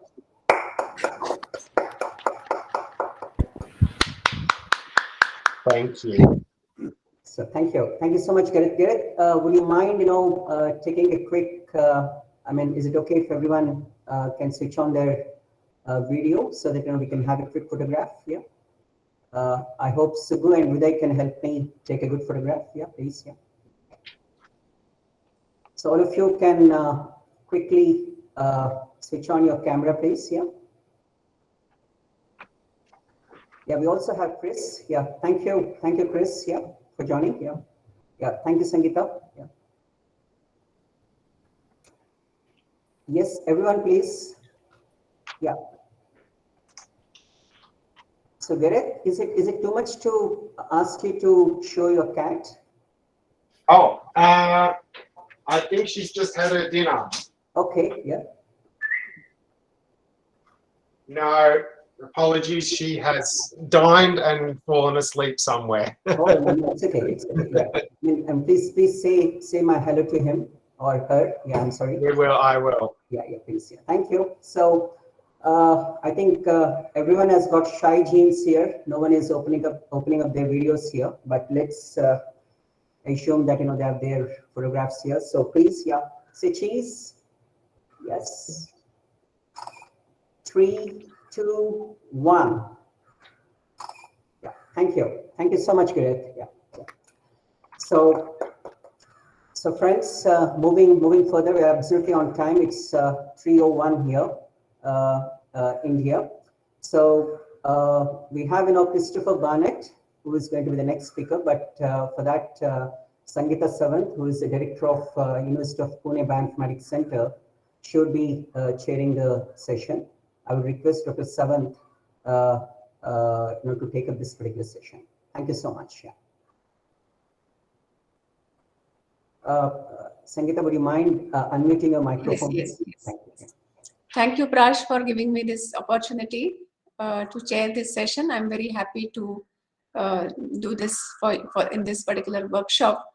I believe this has been a wonderful workshop which has been arranged by Bioclues, and I'm really happy to be here.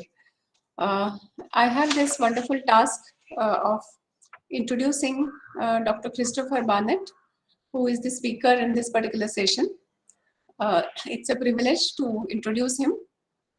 Dr. Barnett is a faculty member at the University of Cape Town in South Africa, and he is a very accomplished researcher and professional with a NRF Y2 rating, and his interests in the research include basically glycobioinformatics, chemical glycobiology, data analytics, visualization, and the repeatable research with the Galaxy project.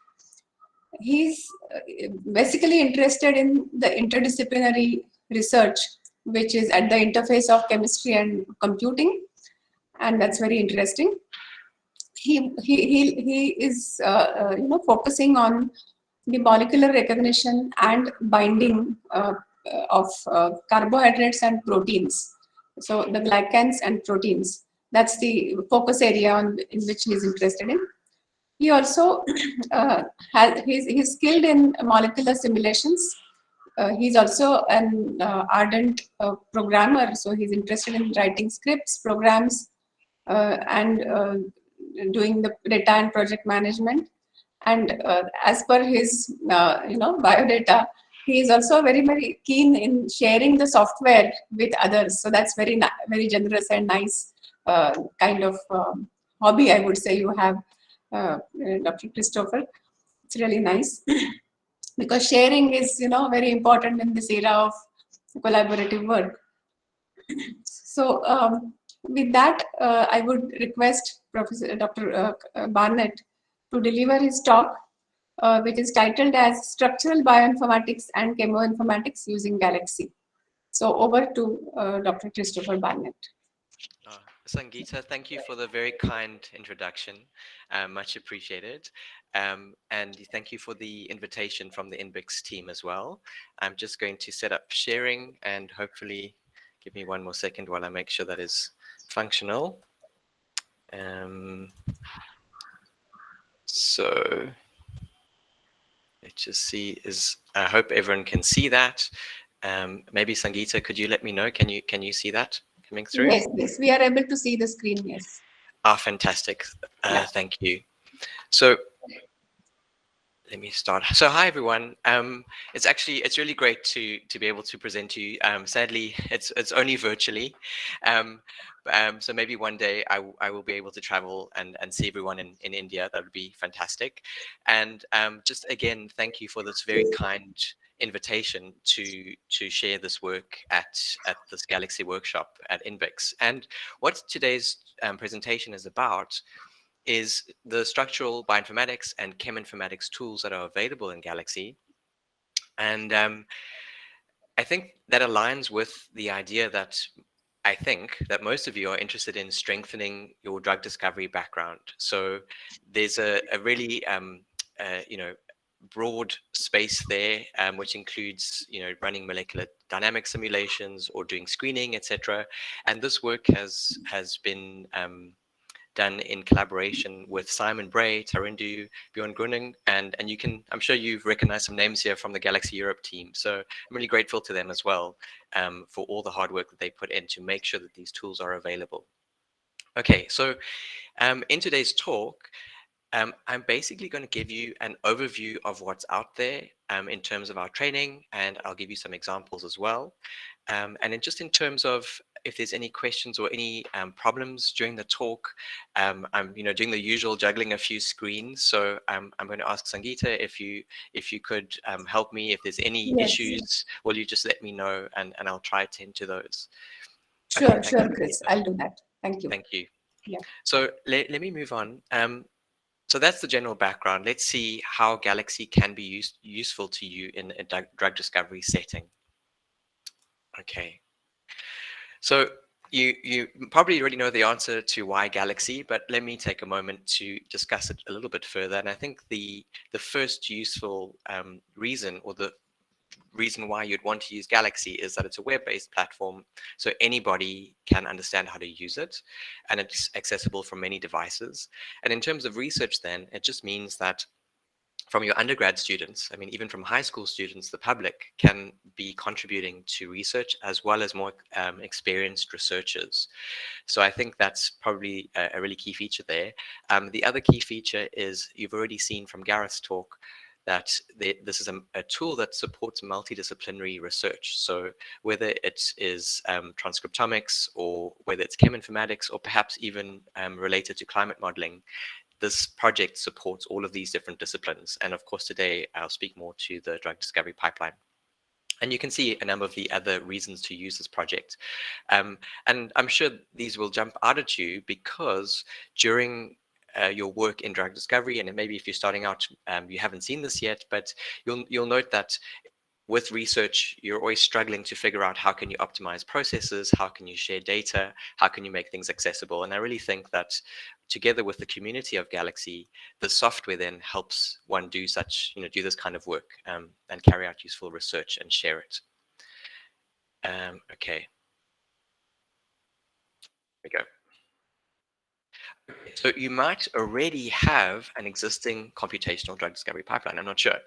And if you do, this might look familiar to you already. And if you're not there yet, this is a fairly common pipeline. And there's a few approaches that you can take. But generally, there's a protein target that is found through multiple methods. And then the computational side of it that's interesting for chemists is, can you design structures that would then target the binding side of that protein? And you can use a number of methods to do that. So you could look at ligand docking methods. You can look at running simulations to see if maybe the protein has some interesting movements that you could, maybe you find that's useful in your research somewhere. And you might then look at how the ligand binds to the protein as well. So there's a number of strategies that you could use, and you could imagine this section of the work as well as being quite repeated. There might be a sprint. You might be repeating this several times before you get onto further approaches. And you also might find that even if you get to after your lead optimization, you might find there's a problem and you might need to come back to these stages. So these are routine methods that I think would be used in the drug discovery pipeline. And Galaxy, I'll speak to you today about the ligand docking and the MD simulations more than anything else. But Galaxy does have these tools. And where it doesn't, or where you feel there should be an improvement, because we have this beautiful community of people that are really invested in making sure things work, you can liaise with someone and add a new tool. So there's a lot of opportunity for contribution and collaboration here as well. So in terms of what Galaxy currently has to offer, there are multiple subdomains on Galaxy EU, and there are in fact several public Galaxy servers. But I'm going to particularly talk about EU quite a lot because the work that I've done has been in collaboration with the Freiburg team, so the Galaxy EU team. So if you go to the Galaxy EU website, you might choose to go to the cheminformatics subdomain, and that will show you all of the computational chemistry and cheminformatics tools that are available to you. And of course, you can access them from any other part of the website as well. But this sort of subdomain helps you just make sure that you're seeing the tools that are relevant to your current project. So there's a few papers here that might be interesting to you. And one of them is the Chemical Toolbox, so by Bjorn Grunning. And there's a few others that speak to creation of these tools and function. Okay. Sorry to disturb you, Chris. Yes. Is it possible to zoom in a little bit, because there is a comment saying that they're finding it difficult to read the screen. Oh, okay. Thanks for that comment. Also, yeah. Let me just see if I can figure out how to do that. Let me try reshare. So I'm going to stop sharing and let me just try reshare this. And let's just say, okay.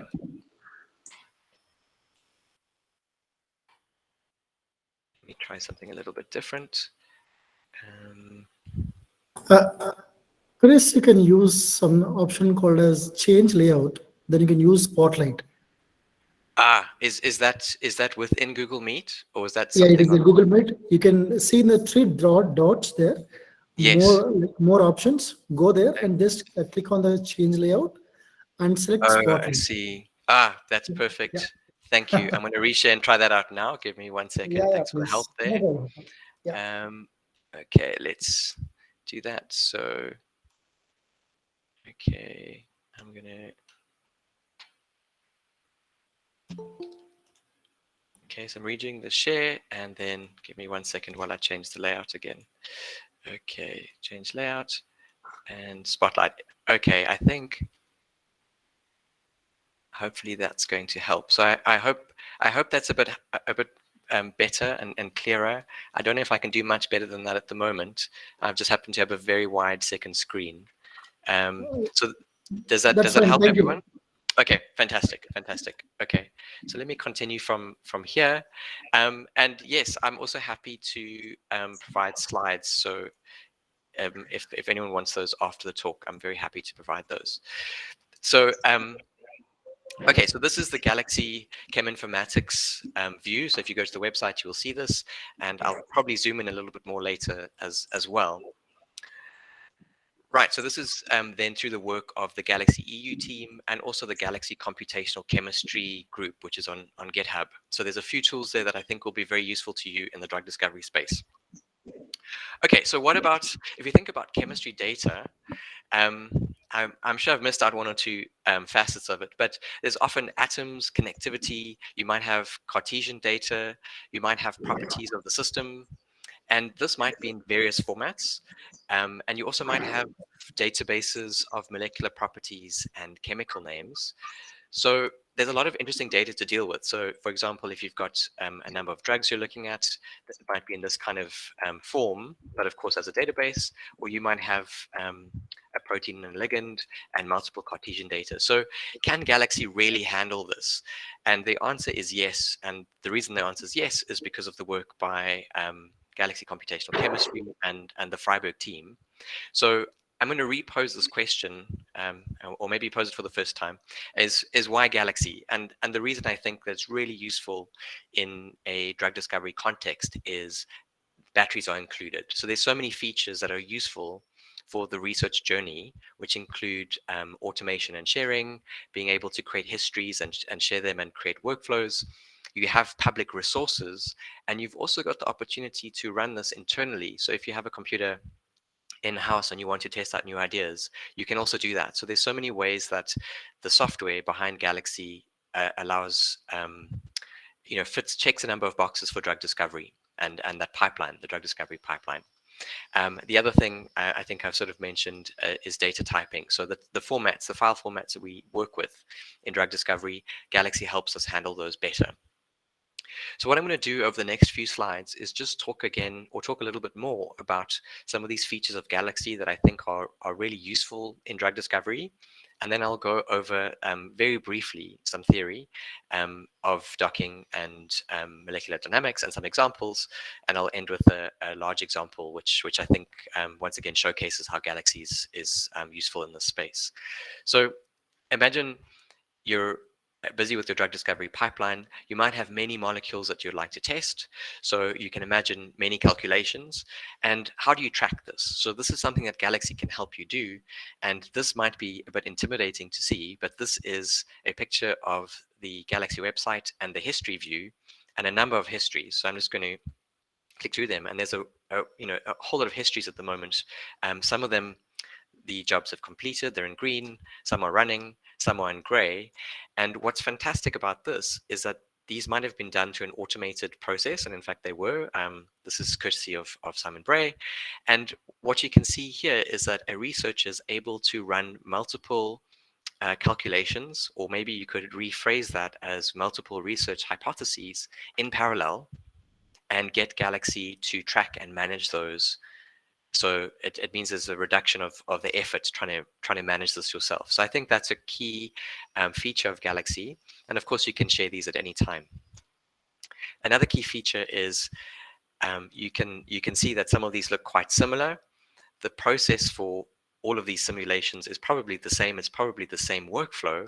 And what that means is once you've tailor-made a particular process in drug discovery, so you've decided you want to use a bunch of tools in a certain order through working in your history, you might then have created a curated workflow that solves a particular problem in your drug discovery process. So once you've got that up and running, you can share that workflow, and you can also then repeat the same process. So why that's useful is if you want to take 100 or more ligands and run molecular dynamics, instead of doing that by hand every time, you can figure out the process. And once you figure out the process, you can just repeat that across your entire set of data. So you can streamline your data creation and your data analysis. And the other side of it, of course, is sharing with other people and reproducibility and automation, which I'll touch on a bit later. And then the other thing, I think, as a computational chemist, so my background is as a computational chemist, and sitting in front of a workstation in Linux, trying out all sorts of ideas, it's really important to have a space in which you can not only automate, but also visualize what's happening. So I still do use tools outside of Galaxy at the moment, but I think Galaxy is moving towards being a great space for visualization where you can look at many formats. And this is not only for plotting graphs and data, but also looking at your structures. And then more recently, Galaxy's included, Jupyter Lab. So what that means is you have this opportunity to interactively plot and access your data set. So I think that then meets this need of, for any scientist, but particularly if you're in drug discovery, to try out new ideas and iterate on them and figure out where things are going wrong, and have a playing space as well where you can try out anything, but then you can also go back and create these workflows and automate the processes more quickly. So just to sort of finalize this section before I go into some of the methods, is if you're interested, I'm sure you already know this link, but training and upskilling, there's the training.galaxy link that you can go to. And in a moment, I'll show you some of the trainings for computational chemistry. And of course, This is all open science, so you can find all of it on Cheminformatics and also through our GitHub. And I can share that maybe later if you don't have access to this link, or if you can't see it so well, I can share that later as well.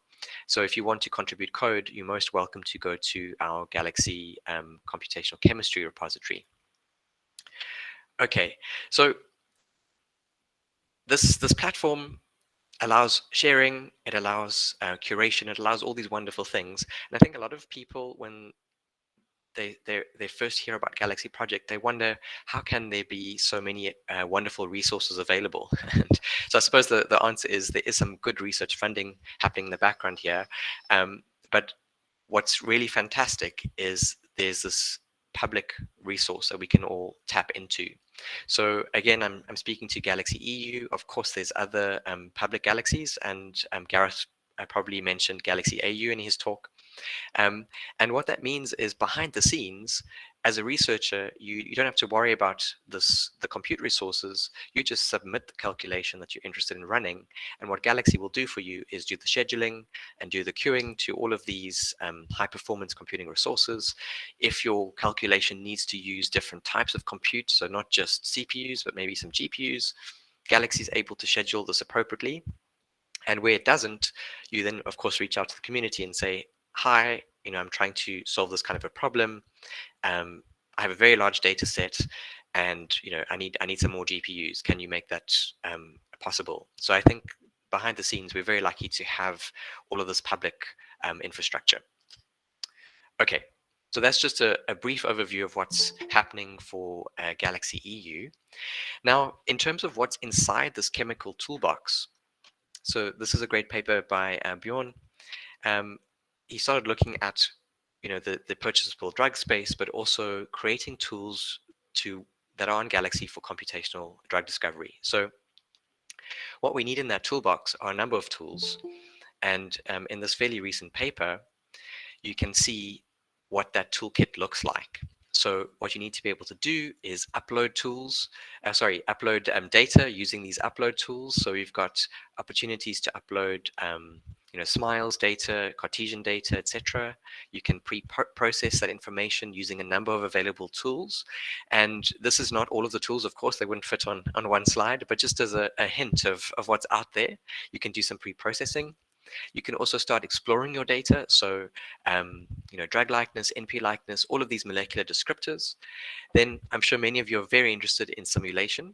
So looking at doing some docking or doing some molecular dynamics, you can do that with Galaxy as well. So all of the simulation tools to set up simulations, to run the simulation, and then to do the analysis are available. And then I've briefly mentioned already the visualization, so that's also there. So this all links together to be, I think, a very valuable resource for conducting drug discovery and general chemistry research. So looking at that platform, I hope many of you have already done the Galaxy 101 training. So this will look highly familiar to you. On the left, you've got all the tools. And if you need to find tools that are not readily apparent, you can use the search toolbox over here, or the search bar. In the middle, you've got access to all the tool parameters. And for some of the MD tools, this will look a little bit complex, but through the trainings, you will see how easy it is to run these many simulations, and that the parameters are actually not too bad. So there's opportunities to select the relevant data sets, select relevant parameters, and then of course run the calculation. And you can see on the right-hand side, here's an example of a history, and this is for a particular project where it's the T4 lysozyme. And in that project, the ligand is benzene, and the protein is this PDB ID, I think it's 181L, that's been fixed already. And from there, this whole process goes forth, and you can see these jobs are still running. So of course, you could switch to another history in the meantime. You could do all sorts of exciting things. But that's the general space that you would be working in. And then of course, this is not all of it. You've also got at the top here, workflows, your shared data sets, and a number of other features. So there's so much more to dig into and learn about with Galaxy, but this is the basic framework to get started. And for many users who have not done coding before, this is really a valuable interface, because it is really tricky working on the command line if you're new to a discipline or if you don't have experience with it. So I think this allows many users to get up and going with the research, and also make the right kinds of mistakes, not silly errors that we don't want to make. The right kinds of errors, and to learn from those errors.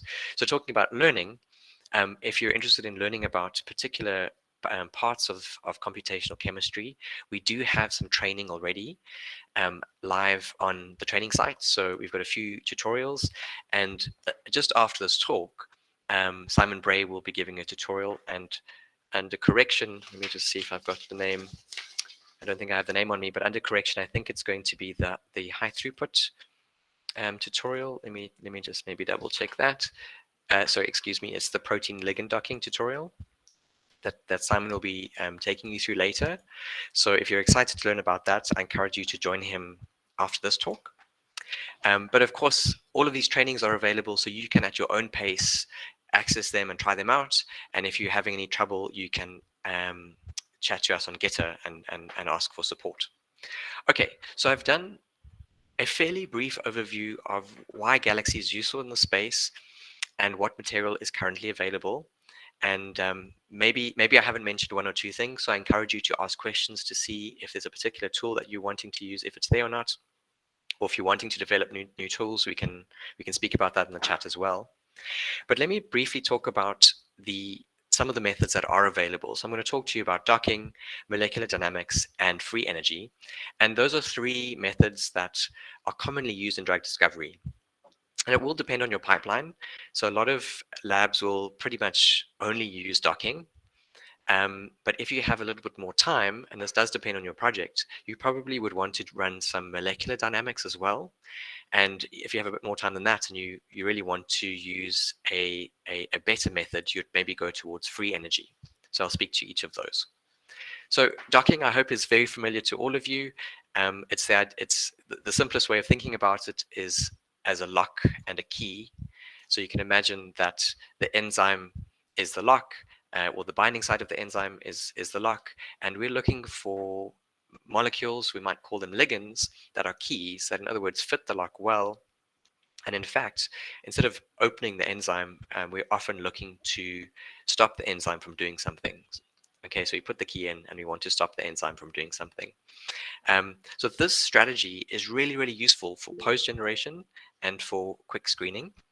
And you can complete many thousands of poses, and many thousands of molecules can be docked in a very short amount of time. And depending on your docking process, you might have multiple levels to your screening, so a high throughput part, and then you might sort of funnel and filter down. But you could probably very easily, if you know the system quite well, do this in a few hours or a day to get your initial results.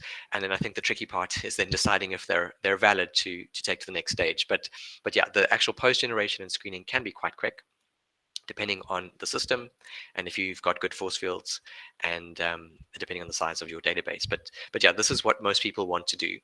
And there are tools within Galaxy to help with docking. And as I mentioned a few moments ago, we have a protein ligand docking tutorial. And in that tutorial, which Simon will go through later today, you'll learn about cheminformatics in a bit more detail, at least this facet of it, and particularly protein ligand docking. And then you'll also learn how to do that in Galaxy. So you'll perform a simple docking workflow in Galaxy. So you'll work with a bunch of molecules. Here's some examples here, and you'll dock them into this heat shock protein, which is I've shown in the background here, and here's some of the molecules that are docking into it. So you could think of that as a very important first pass in your drug discovery pipeline. So if you're interested in that, I encourage you to join later. Okay, so what's beyond docking? Beyond your initial docking, you might choose multiple levels. You might go for using different parameters and cycle through this docking process. You might use different tools, and you also might choose to score your molecules in different ways.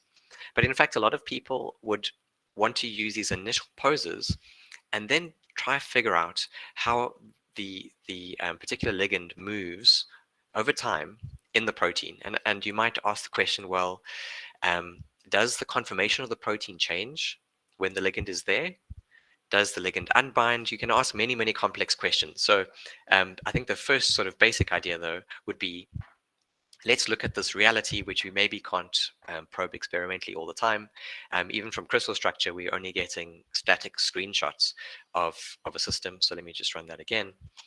We want to effectively, in some way, create a molecular movie and see what's happening over time. We want to get a resolution over time and space in the binding site and sample the positions of atoms and examine things like conformational change, structural and temporal properties.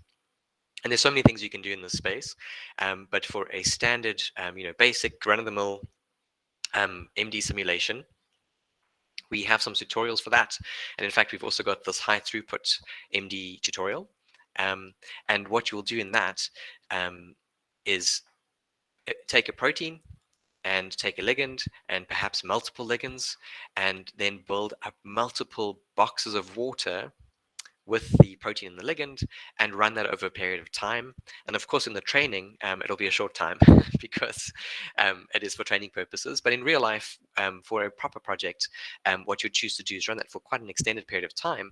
And what you then might find out is the principal modes of the protein, and perhaps see if they've changed depending on the ligand.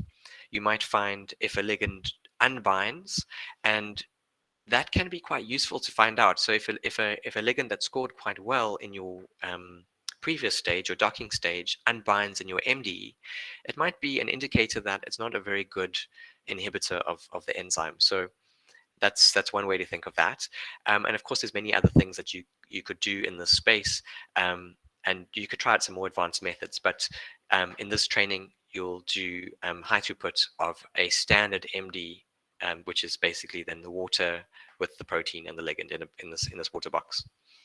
Okay, so what does that look like? I'm just going to show you, this is just a quick movie of the histories that are available in Galaxy EU. So if you want to look at these, if you don't have time to run the calculations yourself, you can have a look at the histories, you can import them. And once you've imported them, you can see what's been done along the process. I think this example here is this heat shock protein with a ligand, and then a number of dynamic steps have been run. So there's the imported history on the right-hand side over here.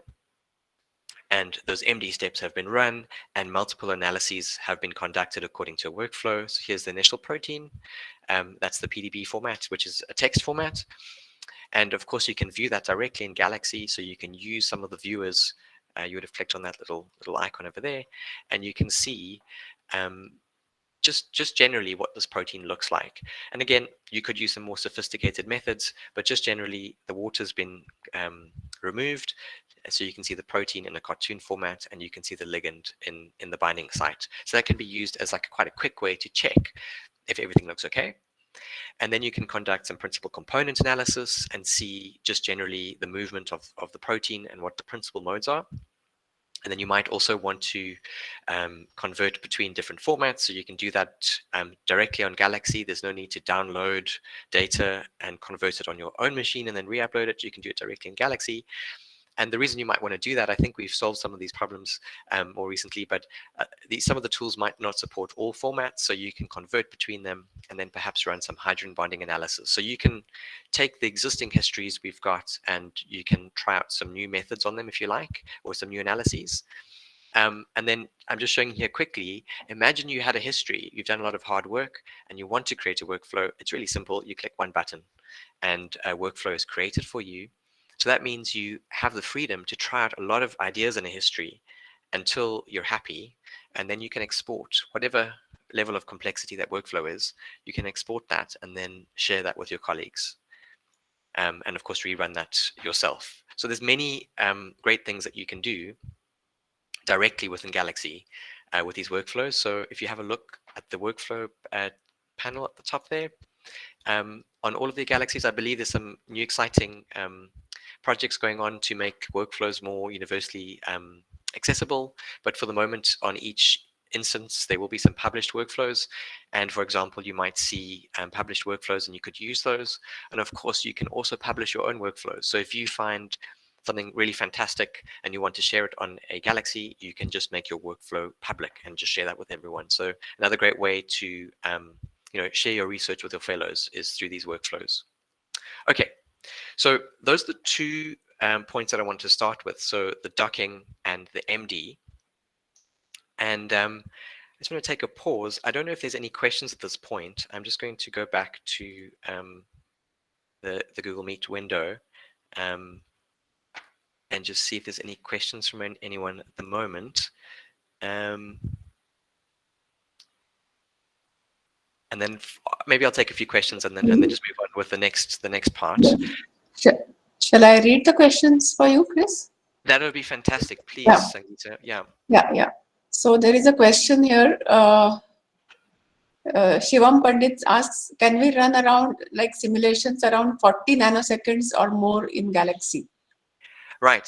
So Shivam, thanks for that question. The short answer is yes. The longer answer is you might find if you have any problems with that, let's say you have a problem with that for some reason, you would just contact the team and they'd make sure that your account has all the required support to make that run. But the short answer is yes, you can run these longer simulations.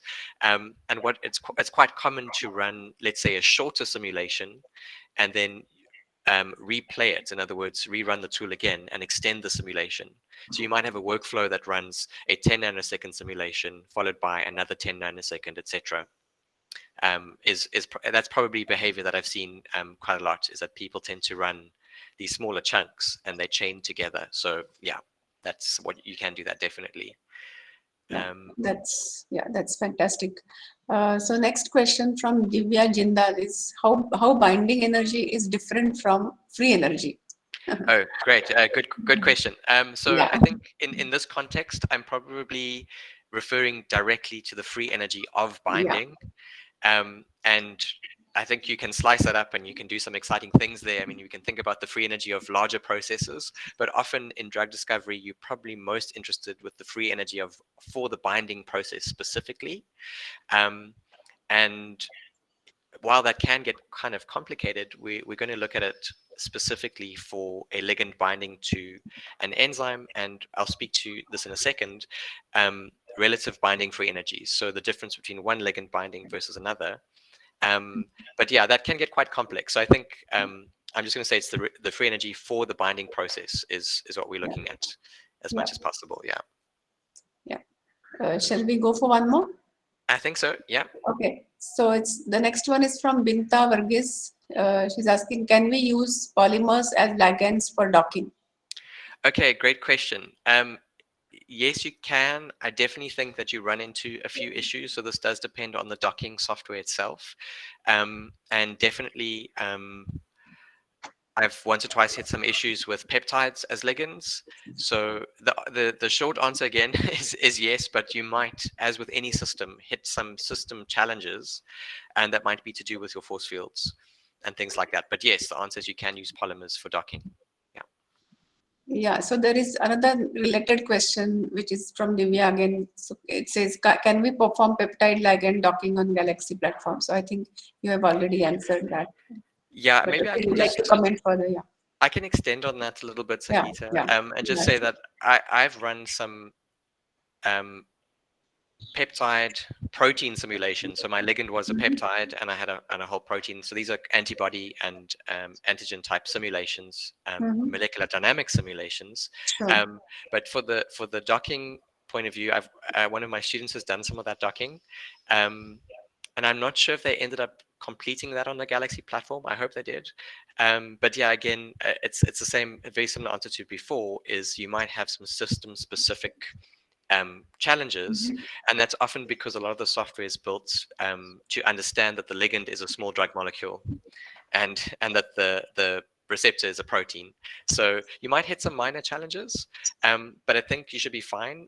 There's one piece of software called LightDoc that we're really hoping to get into Galaxy, and I haven't got there yet. So if that's something you're interested in, perhaps we can talk further about opportunities and all that on that side. Yeah. Okay, there is one more. Would you like to take that? Okay. Yeah. Let's see. This one says, Nagamani, it says, can we deploy our own machine learning models in Jupyter Lab in Galaxy? I think the answer is yes to that as well. So I haven't specifically used Jupyter Lab for that purpose, but I know that the Jupyter Lab in Galaxy, you can use it in a very similar way to Google Colab. So at the top, you can install the libraries you want to use, and you can set up, your Jupyter Notebook in any way that you like. However, I will say that I think there are some tools already in Galaxy to help you run machine learning models. So I'll see if I can find the link for that, but there's a training on the Galaxy Project training website for machine learning models. So maybe that would be helpful to you as well. And I hope I've been able to answer that. Yeah. Great. So thanks a lot, Chris. And right now, that's all we have. Okay. Questions. Okay. Great. Yeah. So let's move on from there. Thanks, Sangeeta, and thanks everyone for the questions. Let me just get back to my other screen. Okay, there we go. So the next thing, I suppose related to one of these questions is binding free energies. So let me just get to the right slide. There we go. So binding free energies. And the reason that you might want to use this kind of a method is what is often done with docking is you find these poses of a particular molecule or set of molecules that fit within the binding site of a protein. And then the question is, how do you score those poses? Because ideally you want to score them or rank them in some way that relates to an experimental free energy of binding. So in other words, what's actually seen experimentally, like maybe one molecule binds better than the other. And you often then unfortunately find that the scoring functions that are used in docking do not always work very well. Sometimes they work great, and sometimes they don't work well for the particular system you're dealing with. And you might then choose a different scoring function, or you might try something, maybe many of you have heard of MMGBSA or MMPBSA. So it's almost a free energy method. All of these predictions to try get a number that is sort of meaningful and relates to experiment, so that we know that the order of the predictions at least is correct. So in other words, your top scoring drugs or your top scoring ligands are really top scoring. And that's hopefully what happens, right? It doesn't always happen. So when you hit this challenge of it not happening, what you could choose to do is use a different scoring. What you might choose to do, though, is look for a better method. And the better method then is to use, to try calculate these binding free energies properly. So by properly, I mean you want to calculate the free energy difference as follows. And what you need then is the partition function of your protein and your ligand system, the partition function of your protein, and the partition function of your ligand. And you can generate these partition functions, of course, by running either Monte Carlo or molecular dynamic simulations. And my preference is MD, so I'll speak to that.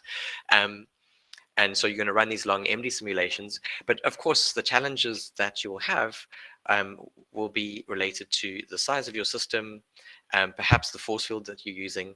But more often than not, it's that the simulations you're running are equilibrium simulations. And to really see all of the partition function, you would have to run the simulations for an exceptionally long time. So I'm just going to throw out a number, let's say 50 seconds. But when I say 50 seconds, I mean 50 seconds of like real world time that we want to simulate. So that might take a very, very long time for your system. That could take weeks or months or longer, depending on your system. And you'd also have to analyze all this complex data. And you couldn't be sure that you've actually visited and sampled the entire partition function. So it's slightly difficult. So there are a few methods that you can use to actually solve this. There's 4 possible routes, and there's a number of references in this field. So there's a few down there if you're interested. You could use a method based on histograms. So you could calculate the probability of finding the system at a particular state and try and move it out of that state using a biasing probability. Excuse me. You could also calculate forces along a reaction coordinate. So if you've got it's difficult to define these reaction coordinates sometimes, but let's say you've got a very specific thing that you're trying to do, like break a bond or form a bond or look at a torsional angle a phase space. You could maybe then imagine ways to force that system from low energy regions to high energy regions. In other words, to sample the rest of the phase space. But that's also has its quirks. What I'm going to speak about today in not too much detail, but a little bit of detail, is using perturbation theory, which is really, I think I really like this idea because it links back to the idea of chemical alchemy. So back in the day, before we were all called chemists, we might have been alchemists or magicians or something different. We weren't scientists yet, and this field was in its infancy. But this idea of turning lead into gold, or something more valuable. So what we can do with this method is we have a perturbation method where we can change one chemical system into another chemical system. And so in terms of drug discovery, what we can do is change one ligand into another ligand. And in terms of your, if you've got a series of molecules, they could be very varied, or they could be very similar. So you might have a methyl group at a particular position, and you might want to transform that into a halogen or some other function, and see how that would really impact the binding of this drug. So this is a useful method for that purpose, and it links back to this idea of changing lead into gold. We can effectively do this using simulations. And then the final method is you can use these non-equilibrium work systems, but yeah, that takes quite a lot of time. So let's focus on this idea. So you could use a perturbation to actually change your ligands. You could also mutate your protein if you wanted to as well, but I'll speak to the ligand example. So what you'll do then, there's a few ways you could go about it. I'm going to speak to relative binding free energies or relative free energies of binding. And the question then that's directly related to drug discovery and your pipeline is, does ligand 1 bind more strongly than ligand 2? And you can take this idea and apply this to then multiple ligands. So you can have a series of ligands, and you would want to then ask this question for the series of ligands. And what's required then is a few simulations, and the simulations will be of the enzyme all by itself in a water box. So this sort of pink, and I guess it's light purple, is meant to represent a water box with the enzyme in it. Then you can also do a simulation, an MD simulation of a ligand, your ligand 1, which in this case is quite spherical, and it's also in a water box. And then you want to also figure out, you want to get this delta A, but actually it's quite difficult to calculate. So we will actually go through this process in a roundabout way. We're going to look at the binding of ligand 1 to the enzyme in a system, which is this one over here. And we'll also do that for the second ligand. So ligand 2, which has got some interesting new feature. Maybe it's that halogen or methyl group I mentioned, maybe something more complex. And again, you run that simulation, and you run a simulation of that ligand 2 bound to the enzyme in this water box. So actually going from the enzyme and the ligand to the bound system is quite difficult. So getting delta A is actually quite difficult for a number of reasons, but mainly the reason is the partition functions of these systems won't overlap very well. So we won't hit convergence if we try and do this kind of a thing. So what we tend to do is actually calculate this free energy change. Okay, so going from ligand 1 to ligand 2, not bound, and going from ligand 1 to ligand 2 in the bound state. And it turns out then we can get these relative binding free energies. So delta A, so the change in free energy as follows. So there's the equation. And that's really useful because you can imagine once you've calculated this system, you can calculate it for ligand 2, ligand 3, 4, 5, 6, 7, and you should then have a series of connected relative binding free energies. And you don't have to add 2 simulations each time. You just have to add 1 set of simulations. So that can be really valuable and cheapens the cost if you don't have to rerun all of the simulations for each pair. You can solve this more elegantly. But of course you could run various combinations of this just to check that it's working. But this is the basic idea, is that you converge on this answer, and this should be theoretically a better answer than the other scoring functions. The challenge in this space is the time that can be taken to run these simulations. But yeah, these are very valuable, and I'll show you an example in the next few slides. So I suppose, first of all, does it work? You could ask that question. And there's so many papers in this field. Of course, I'll refer to one that my name is on, but there's so much work done in this field that's not not related to this paper at all. But basically, the idea is then, can you match your free energies that you've predicted experimentally to your calculation?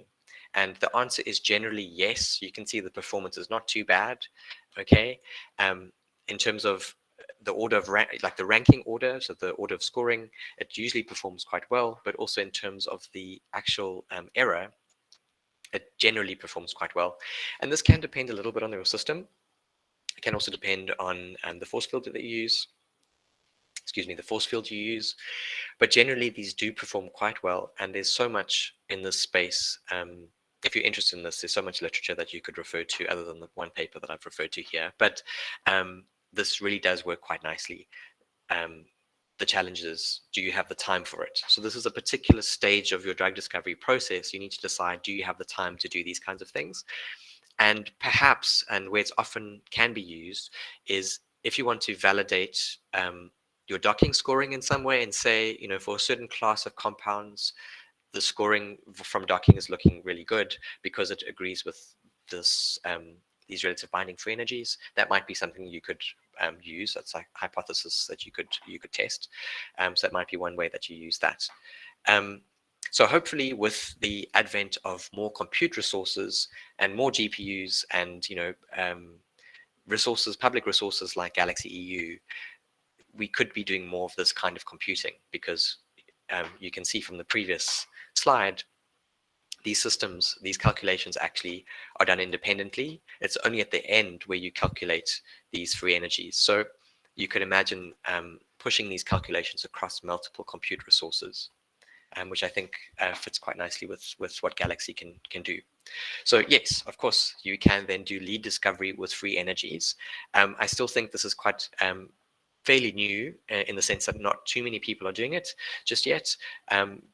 I mentioned the computational burden, but it does work really well for a number of well-known systems, so previously well-researched systems. It works really well for, and we've also shown it to work quite well for a cancer project.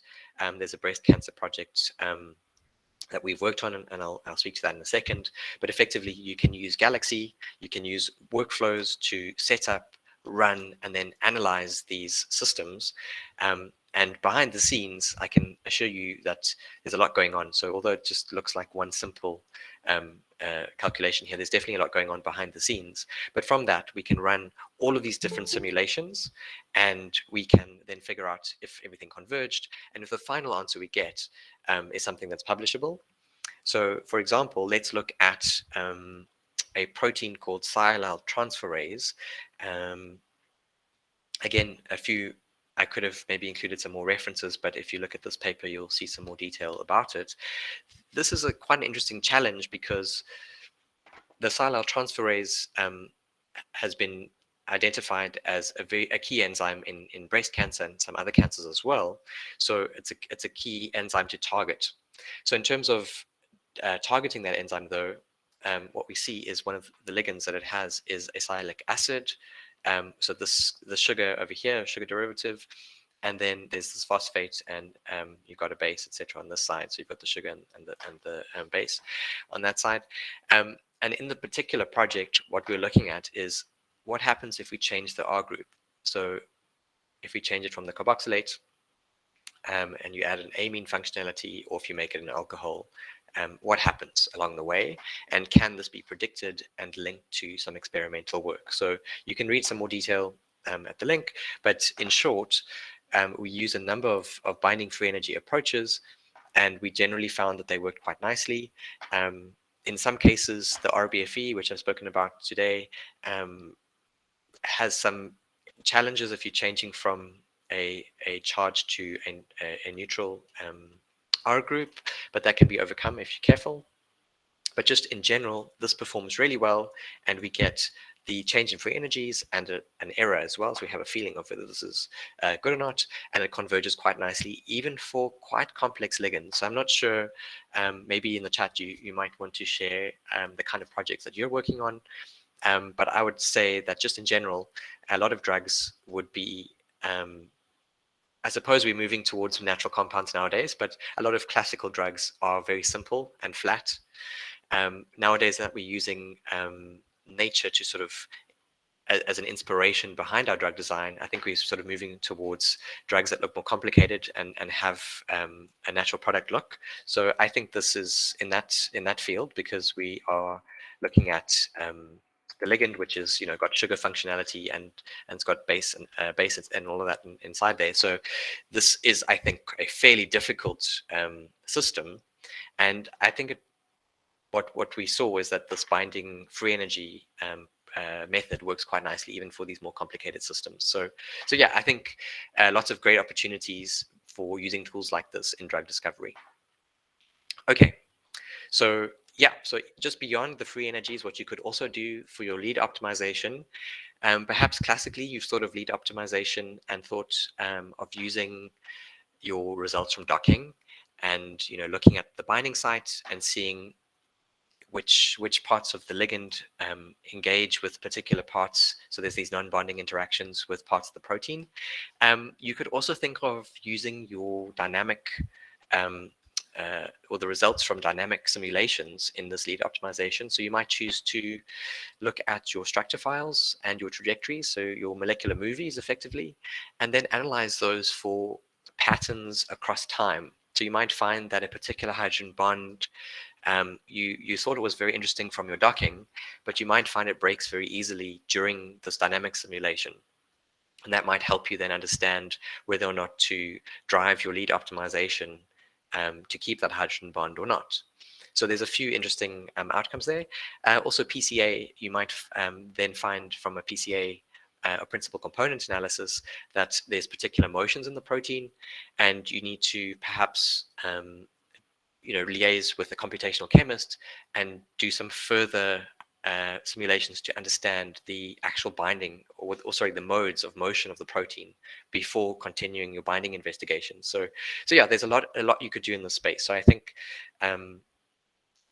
we've got really a great set of tools that you can use in your drug discovery pipeline. Okay, so I think the last thing that I would like to discuss today is just to showcase, within the context of the COVID-19 pandemic, how Galaxy can be used as a global platform to solve, really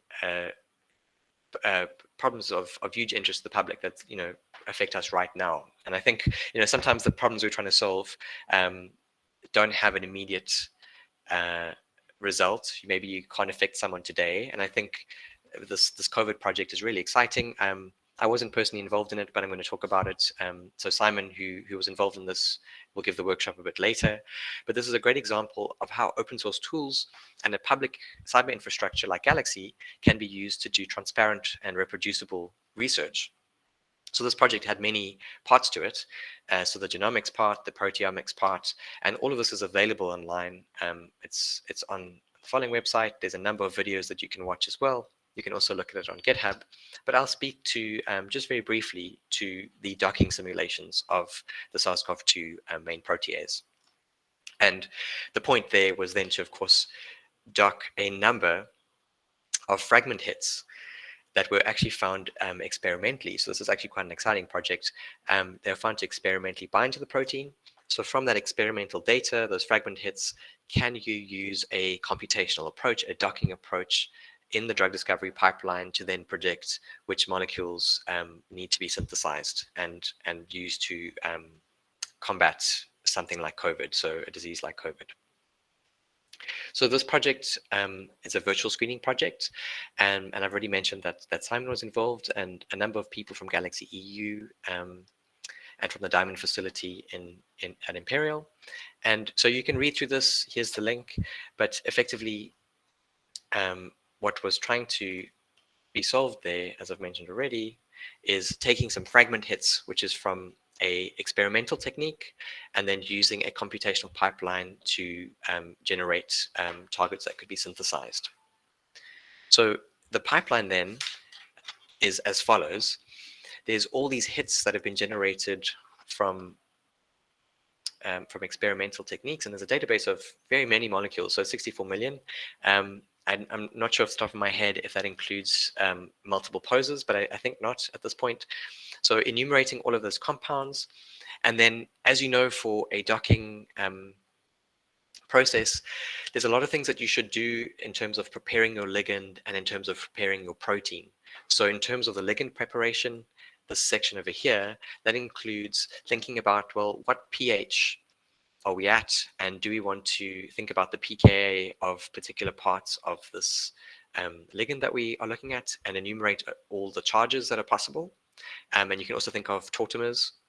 The other thing is, if the molecules are given to you as a 2D structure or a SMILES format, maybe, how can you go from this graph format or line format to a 3D format which has Cartesian coordinates? Because we're trying to dock this, as I mentioned earlier, this key, the ligand is the key, into the receptor or the lock, which is the protein. So we would have to generate 3D structures.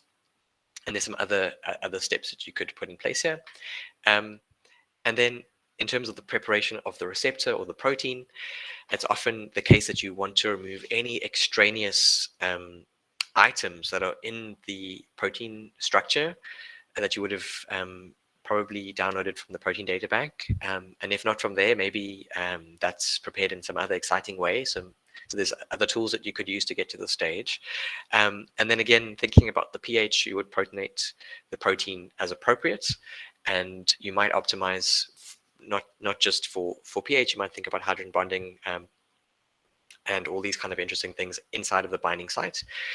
Then there's probably, hopefully, and in this case it was fairly well known, but hopefully you have a defined active site or cavity. And if it's not the case, then this becomes a bit more challenging. But often you know the cavity that you're looking to dock these and this multitude of ligands into.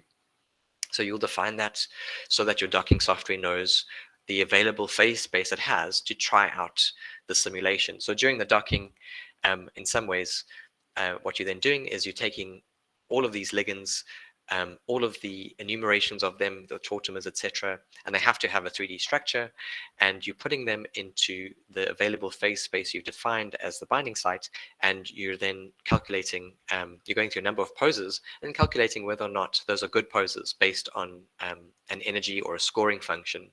So there's multiple scoring functions that you could use, and at the end of the day, what you hope to achieve then is a score for docked poses and also a score for all of these ligands.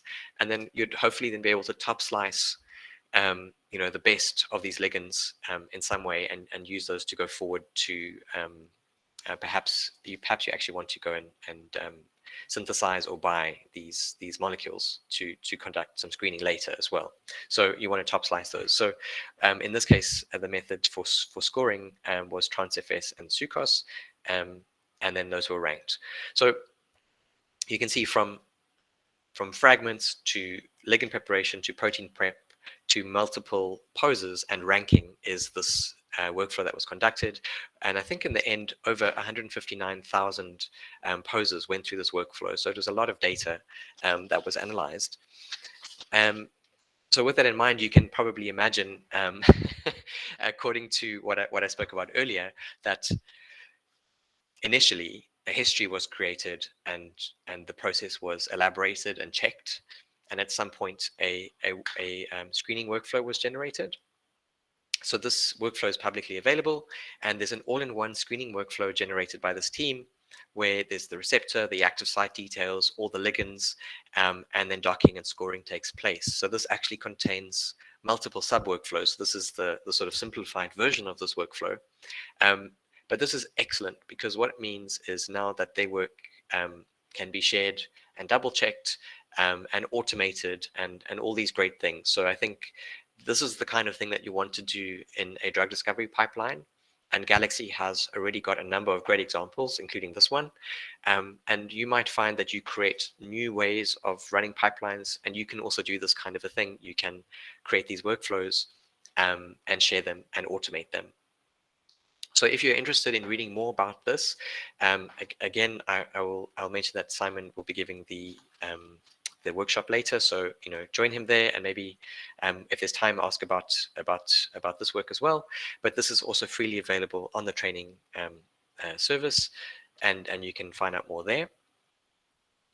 And then just, I think, in terms of thinking about scaling up these large systems, where Galaxy is really useful is that when you've figured out your basic use case and you want to scale up, you can scale up through the web interface by using workflows and running multiple histories. But you can then think about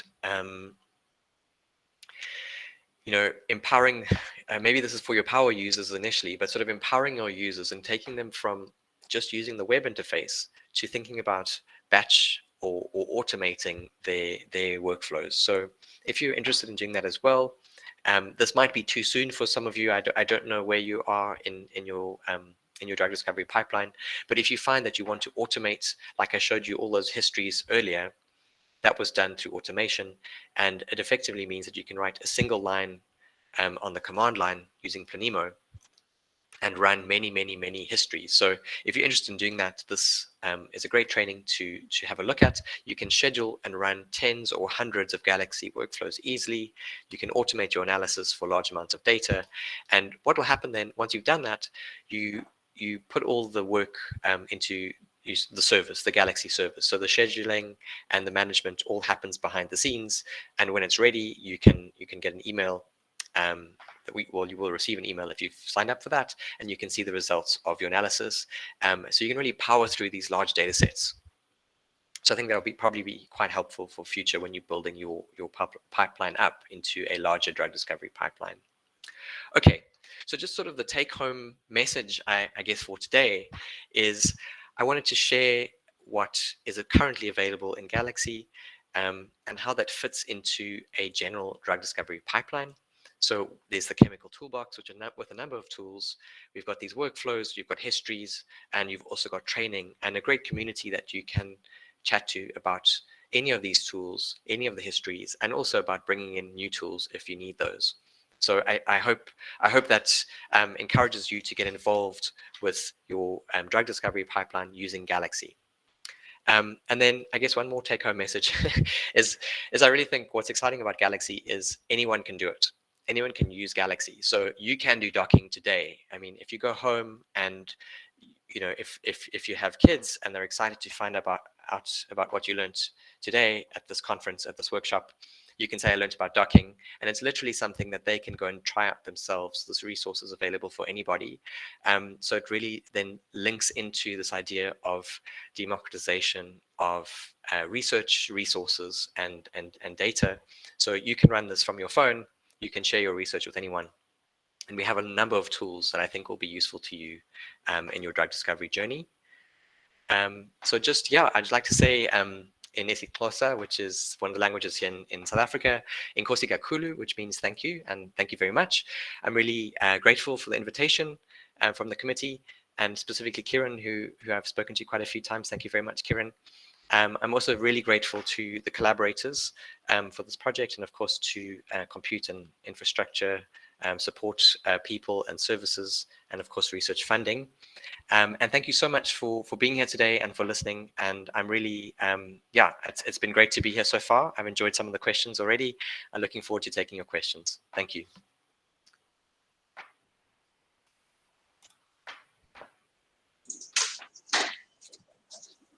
Thank you so much, Christopher, for this wonderful talk. Welcome, Sagita. Yeah, and there are some questions for you. Okay. We can go through those. So the first one from Abhishek Chattar, how can we get molecular dynamic simulation of a protein dataset in Galaxy server? Okay, Abhishek. Yeah, no, great question. I think it's a great question. Thank you. So I'm not sure where you are with your process right now. My suggestion is to look at the training. And if you're going to the protein ligands training later with Simon, Simon will also be there to help out as well. We have training for molecular dynamics, and I think I showed it in one of my slides. Maybe I'll send a link in a moment as well for MD training. So give me a second, and I'll share that link with you. and that will explain the whole process of setting up your system and running MD. Just to maybe expand on my answer, but if you have already got some system that you've set up outside of Galaxy, maybe the answer is a bit more complex. So that might depend on exactly which software that you've used. Right now we support GROMACS very easily. And if you haven't set that up in GROMACS, that could be an interesting discussion we need to have. So I hope I've helped answer that. Maybe if I haven't and you want to ask a bit more question, or a few more questions, you're most welcome to do so in the chat. And I'll send that link in a second. Yeah. Okay. So shall we go for the next one? Yes, that would be great. Yeah. So this is from Dr. Jayaraman. How flexible is the workflow tools with respect to extracting information at some intermediate stage? Okay, so I've just pasted that link that I mentioned, Okay, and okay, then sure. how flexible is workflow with respect Sure. to extracting information? Okay, so yeah, that's a really great question. I think what happens when you're running a workflow, you might recall, and I guess I could show this again if needed, but you might recall when you saw some of the histories that I showed you, they were color coded, green and orange, and maybe there were a few red ones and gray. And gray usually means that the job is not yet, the job is not yet running. Green is it has run, and orange is, or yellow is it's running, and red is it failed. And so any job within a workflow that is completed, in other words, is green, you can see the full result for that. And if a job is in the sort of orange state, a lot of the time you can get some partial output for that. So I hope that helps answer the question. So if any part of the workflow is complete, any particular sub-job of the workflow is complete, you can get all the full details from that. And in fact, you could initiate another calculation on that if you wanted to. If the job is still running, it usually is accessible through the view interface. You can usually get a snapshot of it, but it's not always the case. So I hope that helps. Hope that helps you. Yeah. So next one is from the Inbix team. In addition to Divya's question, I would like to ask is nanoparticle docking with macromolecules is also possible using Galaxy? Because parameters for nanoparticles are not easily available in the available traditional software. Yeah. Okay. So that's the most difficult question so far. Thank you. Great question. And I think the answer here is I'm maybe going to answer this sort of at maybe a bit of a meta level. But what Galaxy is helping you do is use the software that you have, your open source software, and link it up in a way that it enables you to share and run these workflows, right? So what is ideal is that the software that you're installing and that Galaxy uses, let's say it's GROMACS. Hopefully GROMACS already has the force fields that you need for the nanoparticle parameters. And if the answer is no, then it's sort of a more development question. So if there's a software that is open source that does solve this problem for you, then we could bring it into Galaxy. If these parameters need to be more readily available and they're not yet, and you know how to make that happen, and you can start that discussion to help get other people on board who've got technical skills that might be able to help solve this, you could maybe engage with us in that way. But I don't think, and maybe I'll be corrected by someone, but I don't think that Galaxy can solve things that aren't working outside of Galaxy. So it has to be a functional code first. Yeah. So I hope that helps, and maybe you can share some of the details and the tools, and maybe there's a way we can bring those into Galaxy if you've got things that you need brought in. We can talk about that. Yeah. Sure. Next one, can we use multiple docking tools in a single workflow and do the ranking of conformations in the docking exercise? This is from Shivam Pandit. Yeah, so Shivam, thanks for the question.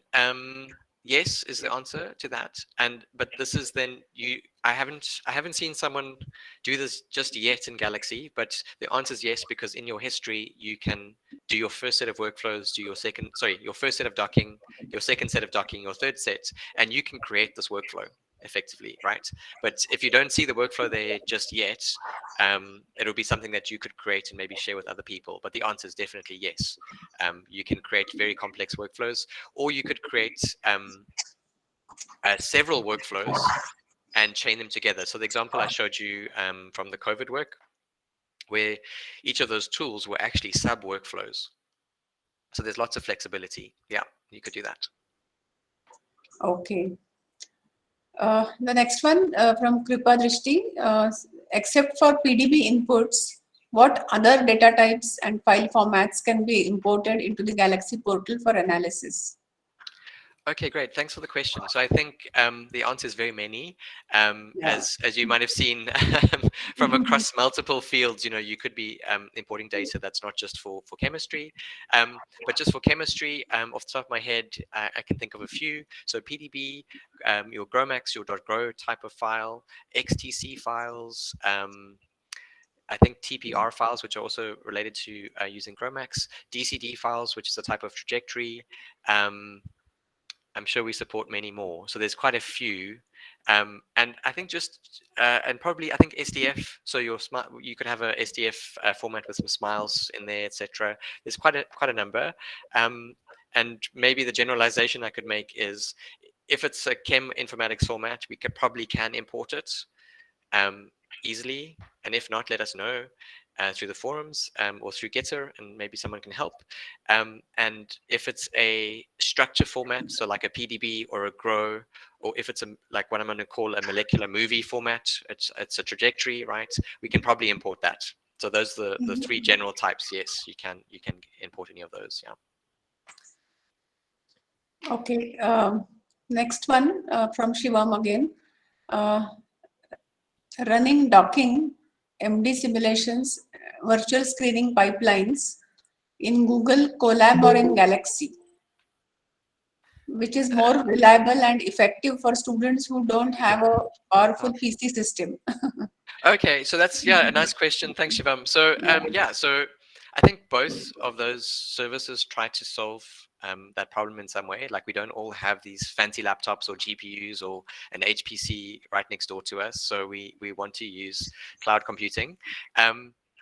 I think what you might find with Google Colab is maybe you might find some more flexibility initially with Google Colab. You might enjoy that.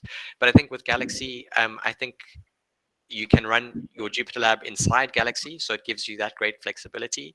But the other thing is with Galaxy, you can schedule a lot of jobs to be run. Let's say you want to run 1,000 pipelines of something, you can schedule that. And I don't know that Google Colab can do that right now. So you can schedule all of these jobs to be run. They will run when there are resources available. The data will be kept for you. So if you look at the Galaxy EU details for the data storage and all that, it's kept for you. You can share this with other people easily. So yeah, I think they both have a lot of good use cases, but I think just generally your Galaxy makes sense. And there's also this community of people that have used these tools and are continuing to use the tools. So obviously I'm a bit biased, but I'll say Galaxy. Yeah. Anvesh Pandey is asking, I saw your paper on using GROMACS for MD on Galaxy. Now suppose I prepare all the necessary files on my local computer and just want to submit production MD job on the portal. Is this allowed?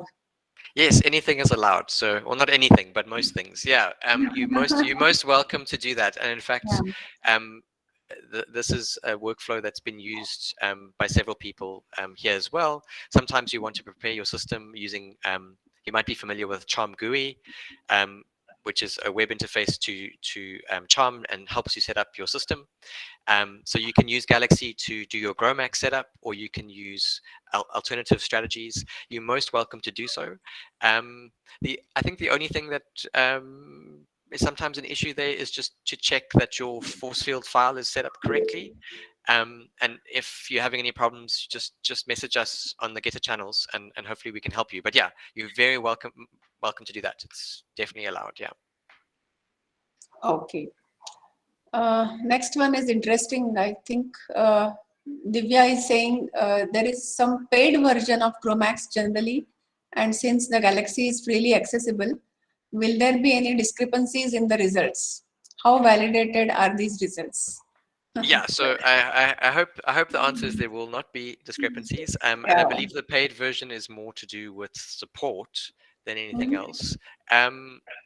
Yeah, so I suppose the one nice thing about the version on Galaxy, yeah, we are using the freely accessible open source version of the Chromax code, and the results, should be the same. You give the system, its structure file and parameters, and you should see this is reproducible and repeatable. And of course, it's quite easy to test, so you can many times repeat the same experiment on Galaxy if you want to. And just double check that you're getting the same kind of results. So I think the answer is yes. And if you find that that is not true, that looks like a good paper to write.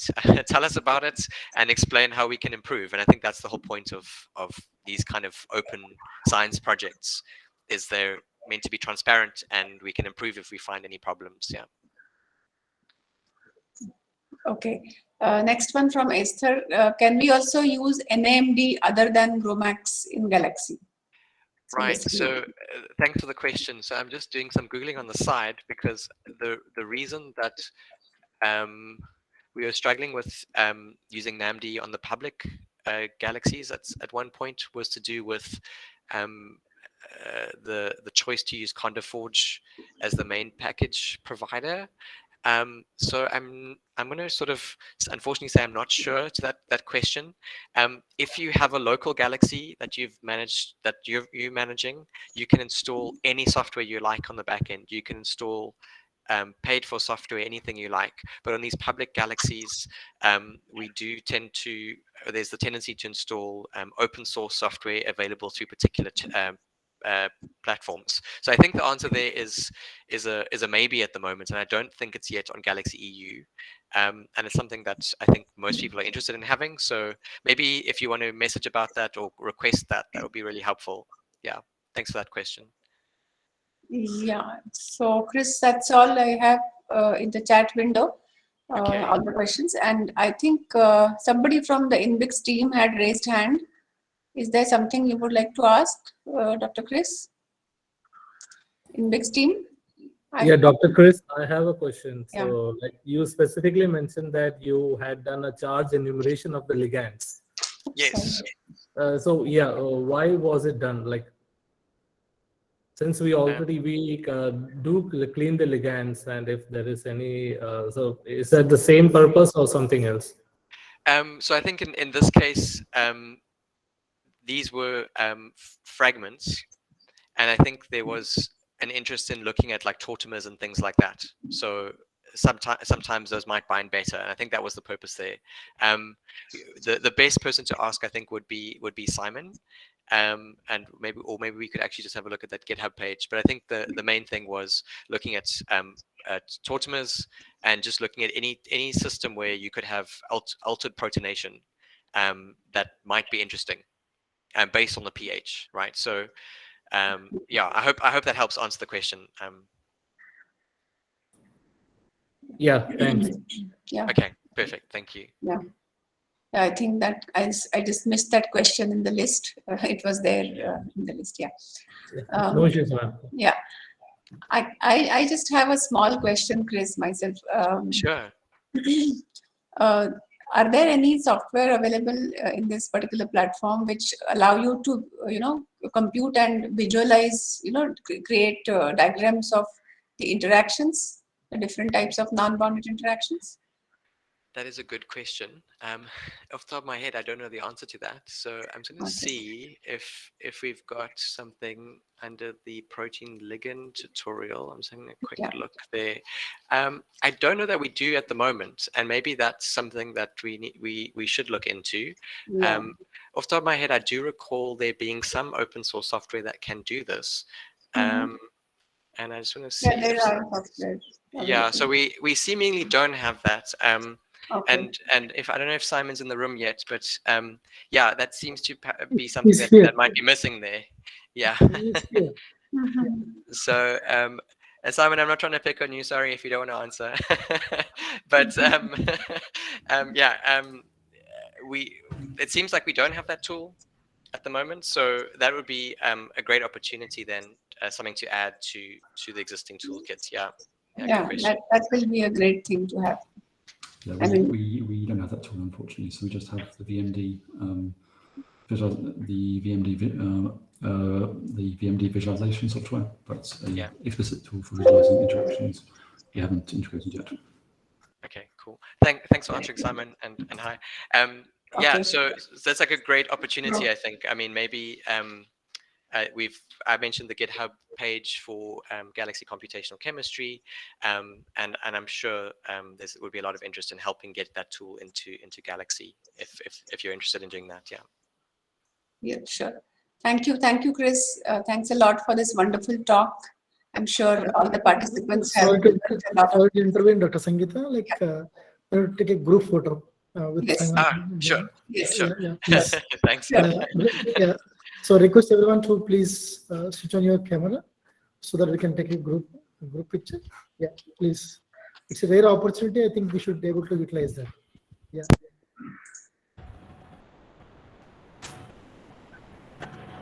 Okay, we go.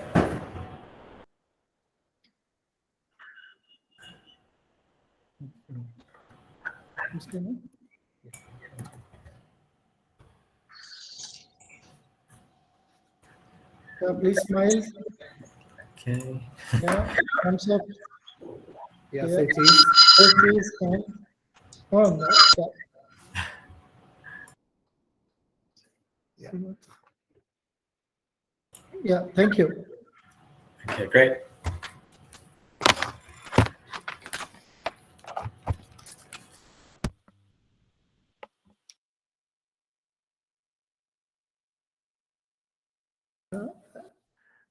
Dr. Sangeeta, could you please unmute yourself?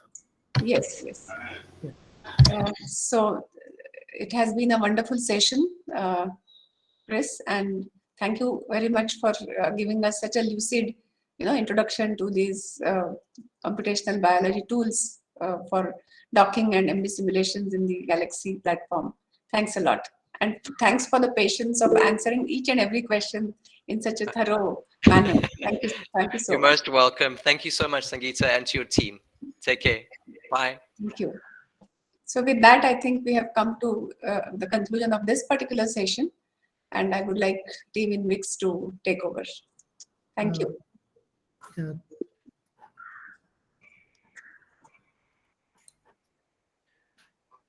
Wonderful. Thank you, Sangeeta, for a wonderful sharing session. Yeah. So, without any further delay, We'll just take a minute so that we stop the recording and then restart the recording.